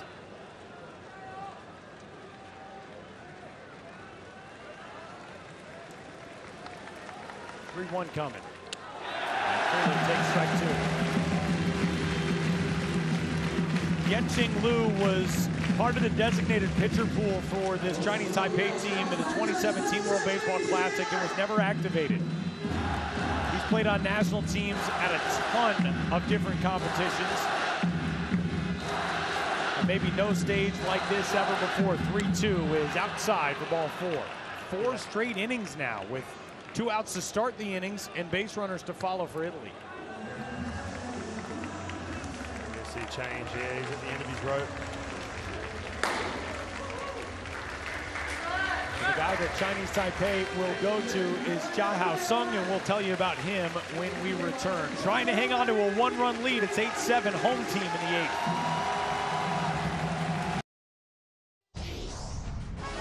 This copyrighted telecast is presented by authority of World Baseball Classic Incorporated and may not be reproduced or retransmitted in any form, and the accounts and descriptions of this game may not be disseminated without express written consent. It has been nothing short of an absolute thriller tonight at Taichung Intercontinental Baseball Stadium. Yu Chang, a pivotal 6th inning homer to get his team back even. A 7-7 game at the time. Chinese Taipei scratching a run across in the bottom of the 7th to take the lead. And trying to get the final out of the 8th, and they will turn to the right-hander Jia Sung to do so as he will go to work against David Fletcher. We saw him on the first night. 30 years old, 6'1". You see the numbers right here. This is in the Japanese version of Rakuten. There is a Rakuten here, obviously in the CPPL, but look at this, 2.6 ERA, 54 games.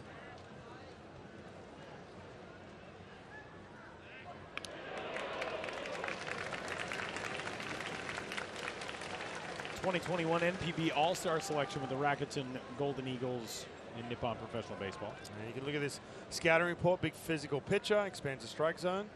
Doesn't throw hard either, he's upper 80s, but he's got that good spin on that fastball. First pitch is there for a strike, only 85 miles an hour. That ball looks like it's right in the middle of the plate and has that extra RPM. Flies gravity a little longer, gets above the barrel. So he's got that split. He can pitch up in the strike zone as well.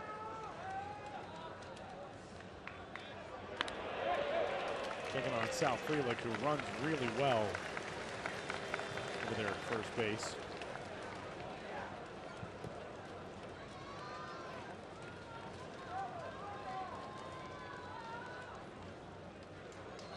Sal Frelick's just got that it factor. He's 1 for 4 tonight, an RBI double and a walk, but man, is he fun to watch. Lead away over at first. And another checkout.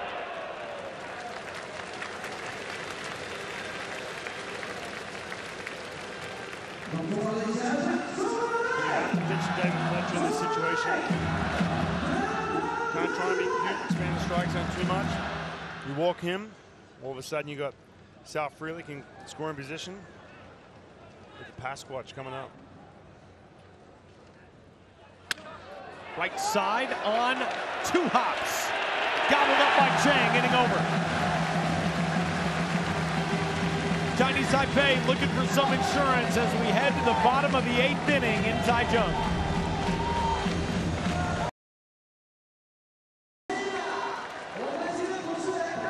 It has been one heck of a night of baseball at Taichung Intercontinental Baseball Stadium, and it's an 8-7 lead for the home team over Italy as we go to the bottom of the 8th inning. The leadoff man into the batter's box to get this 8th inning going is Chen-Wei Chen, who is in the lineup in place of Zhu-Wei Lin. A lot of lineup moves late in this game by Wei-Ping Lin, the manager. 2 pinch hitters last inning, a couple of defensive replacements. And a bunt attempt popped up over the mound, out to second. What a play by Miles Mastrobuoni to get the out. And that brings up one of the heroes tonight for Chinese Taipei, Yu Chang. Wow, that was a huge play. First of all, you got the middle of the lineup coming up. You got this guy, Yu Chang. Look at this. This is a tough in between. Bare hand, no time to set your feet. Fires a strike over to Vinny Pescatino. Wow, huge play with this man up. No margin for error with how well Chen runs. Great play by Mastrobuoni. Yu Chang in the 6th inning got his team rallied from a 7-5 deficit with a 2-run homer. Take strike one here to put the count even. He is now 2 for 4 tonight. Homer, a double, also reached on an error on a ball that he smoked well to center field. Went off the glove of Ben DeLuzio.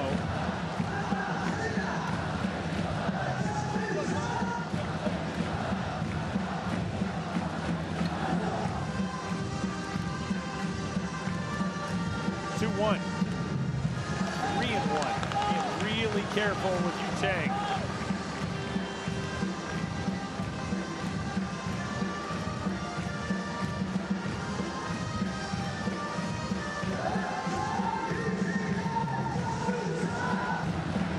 And there is ball 4. Back in the 6th inning, this was the scene here in Taichung.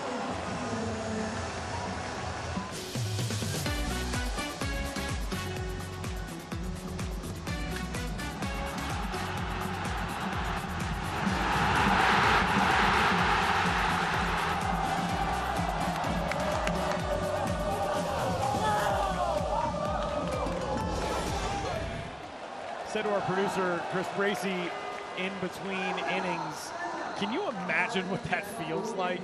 And Yu Chang, Ryan, you made a great point. These fans, if Yu Chang had shown up after initially saying this year that he wasn't going to play and being, I don't want to say forced, but the social media reaction especially kind of forcing him to take a look at that decision, reverse course, come and play with his team. If he had come out here and gone 0 for the tournament, struck out 8 times, not looked invested, it looks entirely different. For sure. I mean, he's lost the fan base. You know, his home fan base, they take so much pride, and they love their homegrown talent. They love watching them when they're playing over in the major leagues. They sit up late at night to watch them, the time difference and all that. But he goes back to the United States, going over, and this team bows out. But now after that moment, a moment that is so huge for him in his career, he'll never forget it. But it's huge for this fan base, whether they're here in person or watching at home on TV. 1 out, 1 on. Yen-Ting Wu, who has been terrific. Look at that attendance tonight. Almost 18,800 on the nose. Runner off. Ground ball right side and on through. Yen-Ting Wu continues to star his 2nd hit of the night. And with Chang in motion on the pitch, he goes 1st to 3rd.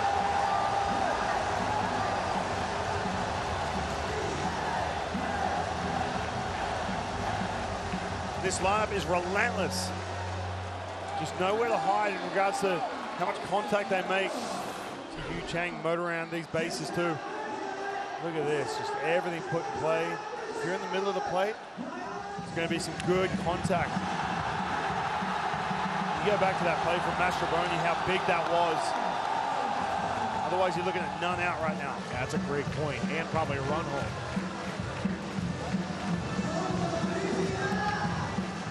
Big opportunity here for Gungwan Gilligalau, who is looking for his 1st hit in the World Baseball Classic. 0 for 4 tonight with a strikeout.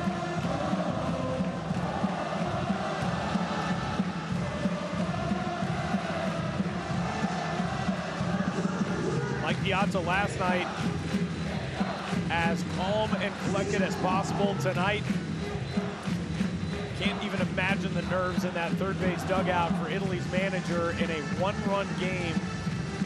His team's only got 3 outs to work with at the plate and trying desperately to keep this as a 1-run deficit. Look at the difference, dude.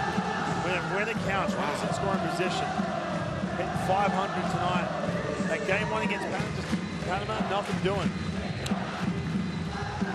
They are so aggressive with runners on base.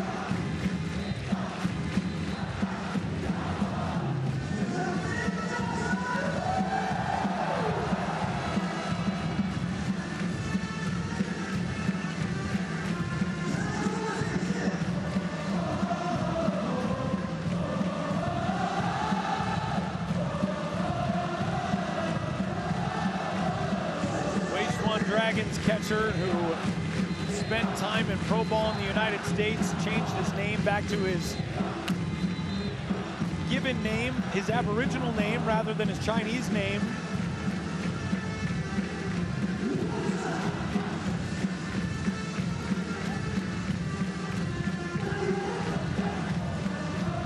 90 feet away at third base, and the person of Yu Chang is as big as anything we have seen in this classic so far. Yeah, it changes the complexity too. With the top part of that ninth inning, you got Vinny Pascantino lead the inning off. And so you can pitch to him in that regard. So if it's a one-run game, you got to be more careful with him. You got the two-run buffer. All of a sudden, you can pitch to Vinny. And here is what is at stake. The Netherlands already sitting with 2 wins. Italy trying to join them there. Chinese Taipei trying to make sure they will not remain winless. Gilligalau, deep drive to center. Back on it is Deluzio at the wall. It's gone!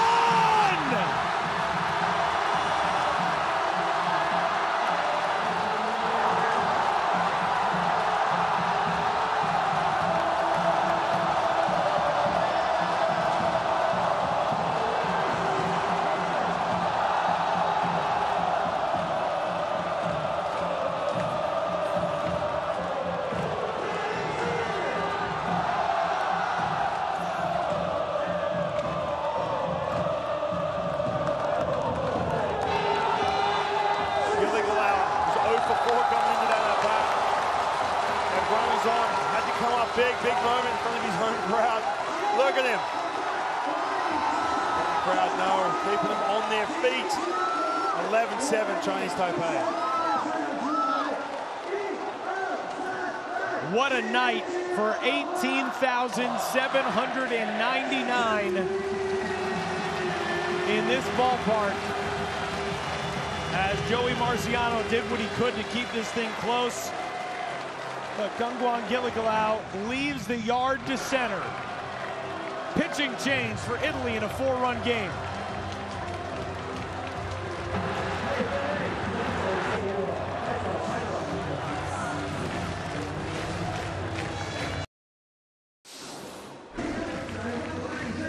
We don't often see curtain calls in March, but the World Baseball Classic creates them.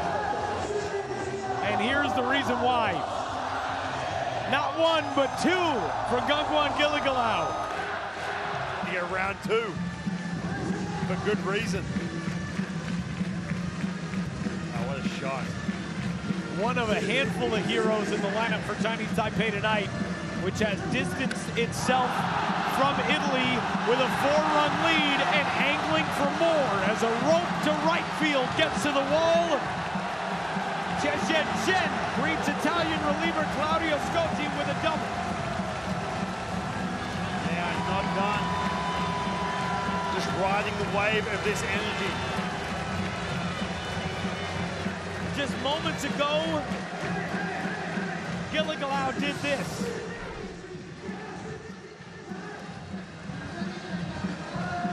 Get the bat hanging slider. Thank you. He's 0 for 4 coming into this.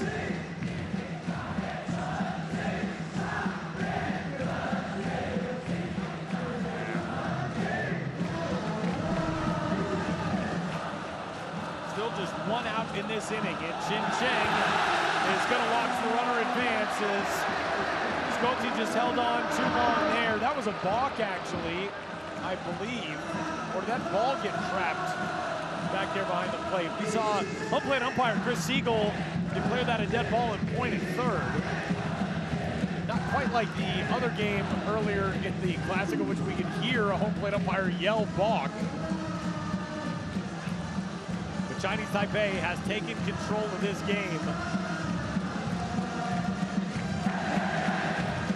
102 miles an hour off the bat for that homer.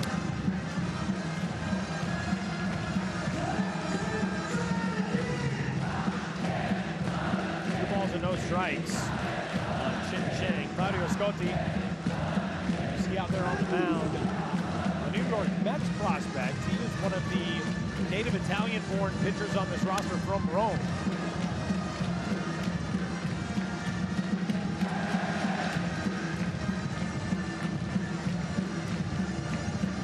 Yeah, you see the numbers right there, and this is at the Complex League in Florida. Don't quite get the same crowds at that level, that is for sure. You see the numbers, 5 games, 7.5 ERA. been thrown to the wolves right here in the 8th inning. 2-1, good pitch there. 2-2. Yeah, not really the same atmosphere on the FCL backfields.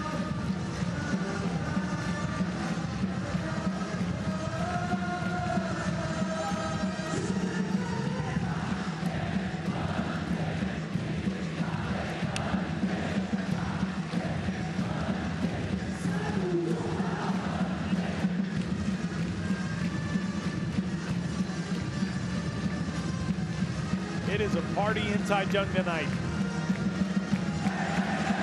Chin Chang trying to keep it going. If he drives in this run, Chinese Taipei would match its record for most runs ever scored in a World Baseball Classic game. A mark this team originally set back in 2006 in the inaugural edition in a win over China. China held tough in the early game today in Tokyo, but fell late as the Czech Republic grabbed its first win in World Baseball Classic play, rallying in the ninth. 2-2 on the way to Chang. In the air, shallow right. It's a long run for everybody, and it settles into the glove of Dominic Fletcher, is the one to get to it for out number 2. The audio is a little bit of a problem for these guys. Can't you hear each other calling each other off that ball? Able to make the play though. So here is Kunyu Chong as the home team with a 4-run lead. Gets set to try to close out its first win of the 2023 World Baseball Classic here on home soil. Chong low and away, 1-0.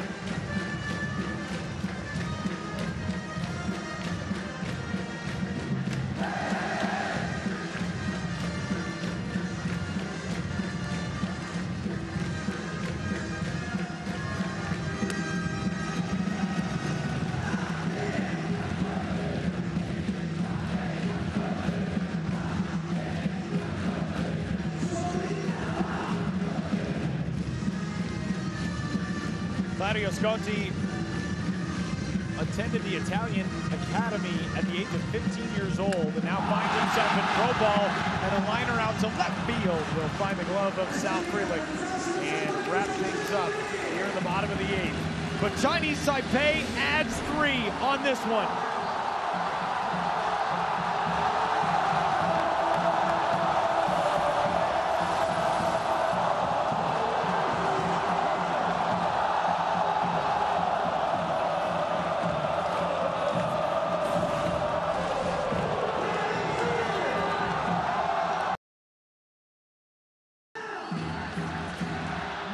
Inning in Taichung.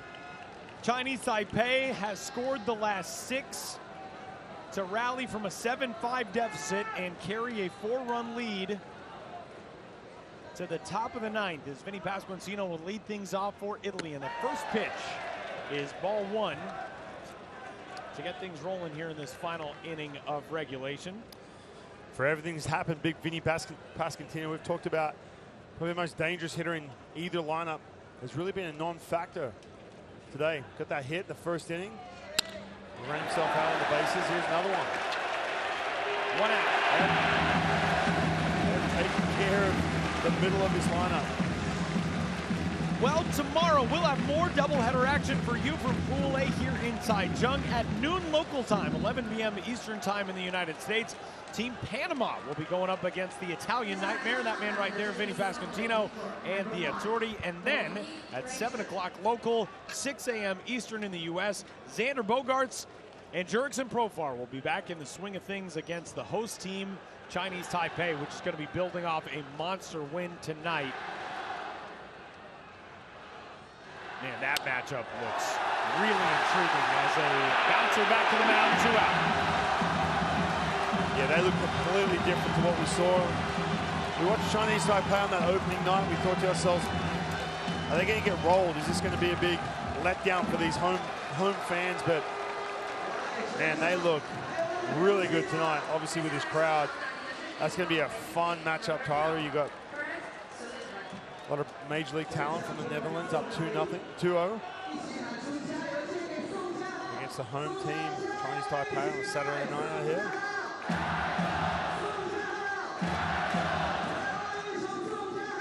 The last chance to keep this going for Italy is Brett Sullivan. The 5th straight inning in which Chinese Taipei pitchers have retired the first 2 Italian batters. We'll see if they can finish off a 1-2-3 frame for the first time since the 3rd. And they can't. Sullivan keeps it alive. He's got his 3rd hit of the day and a perfect 5-for-5 performance getting on base. 3 singles and 2 walks. There's still a heartbeat in that Italian dugout. Been overwhelmed by the atmosphere here from the home fans.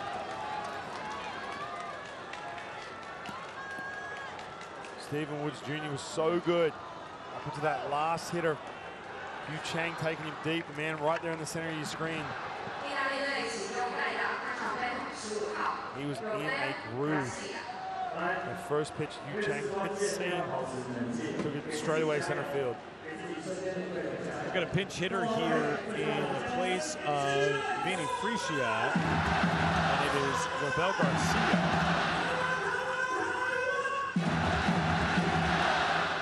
Garcia, a really interesting case. He's actually a naturalized Italian citizen who was born in the Dominican Republic.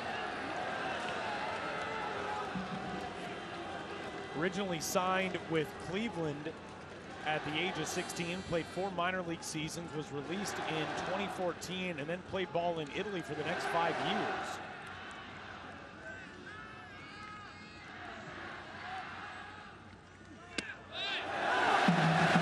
One and one on him. This Italian team, that 4th and 5th inning were big, and then just shut down after that.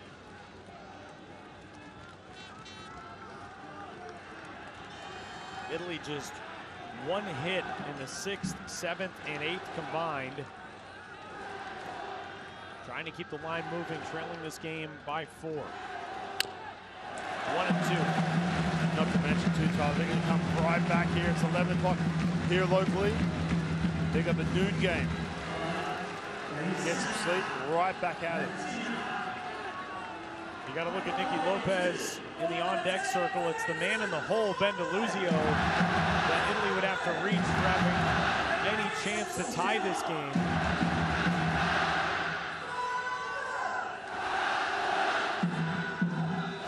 A 1-ball, 2-strike count on Robel Garcia.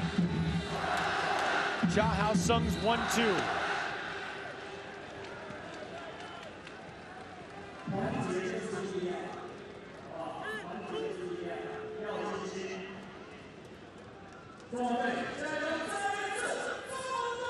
That dugout waiting to explode out of this field in celebration.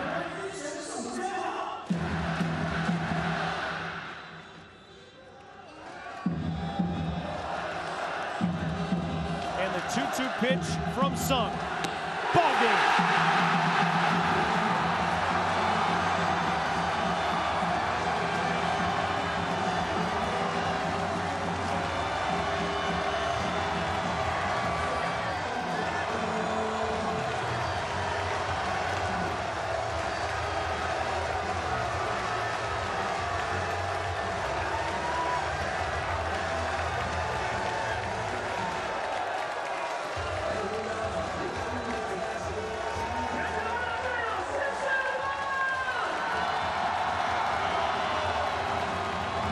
Welcome to the party, Chinese Taipei. Win number 1 in the 2023 World Baseball Classic.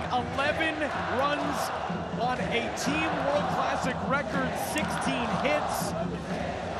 And the party continues here in Taiwan as the home team has its first win. And an up-to-the-minute look at the wild standings in Pool A with the Netherlands and everybody else. Man, what a night for this crowd and this team. You can see them still celebrating on the mound after this first win. It's taken 10 years to get back to Taiwan with the World Baseball Classic. It's a bit of a letdown the other night, big loss to Panama, and here they are, 11-7, against a tough Italy team. An unbelievable night of baseball in front of 18,799. And again, it's another sports cliche, but it rings true tonight. I don't think a single person has left this building as Chinese Taipei, with the win, pulls into second place through 3 days in Pool A. And one of the heroes tonight, Yu Chang, what a story for him. Unbelievable. Really was, and again, we can't talk about this enough. January 1st, telling everyone that he was pulling out of being a part of this team. He changed his mind a few days later, and here he is. One of the biggest moments, biggest games of his career, regardless of where it ever ends up. Well, coming up tomorrow at noon local time, later tonight, 11 o'clock Eastern time in the United States. Don't miss our continuing coverage of Pool A from Intercontinental Stadium here in Taichung. Team Panama will square off with the Italian Nightmare Vinny Pasquantino and the Azzurri. And then tomorrow night, Chinese Taipei right back at it against the Netherlands. For Ryan Rowland-Smith and our entire crew here in Taiwan, this is Tyler Mon saying goodbye for now, and thanks for watching our presentation of the 2023 World Baseball Classic.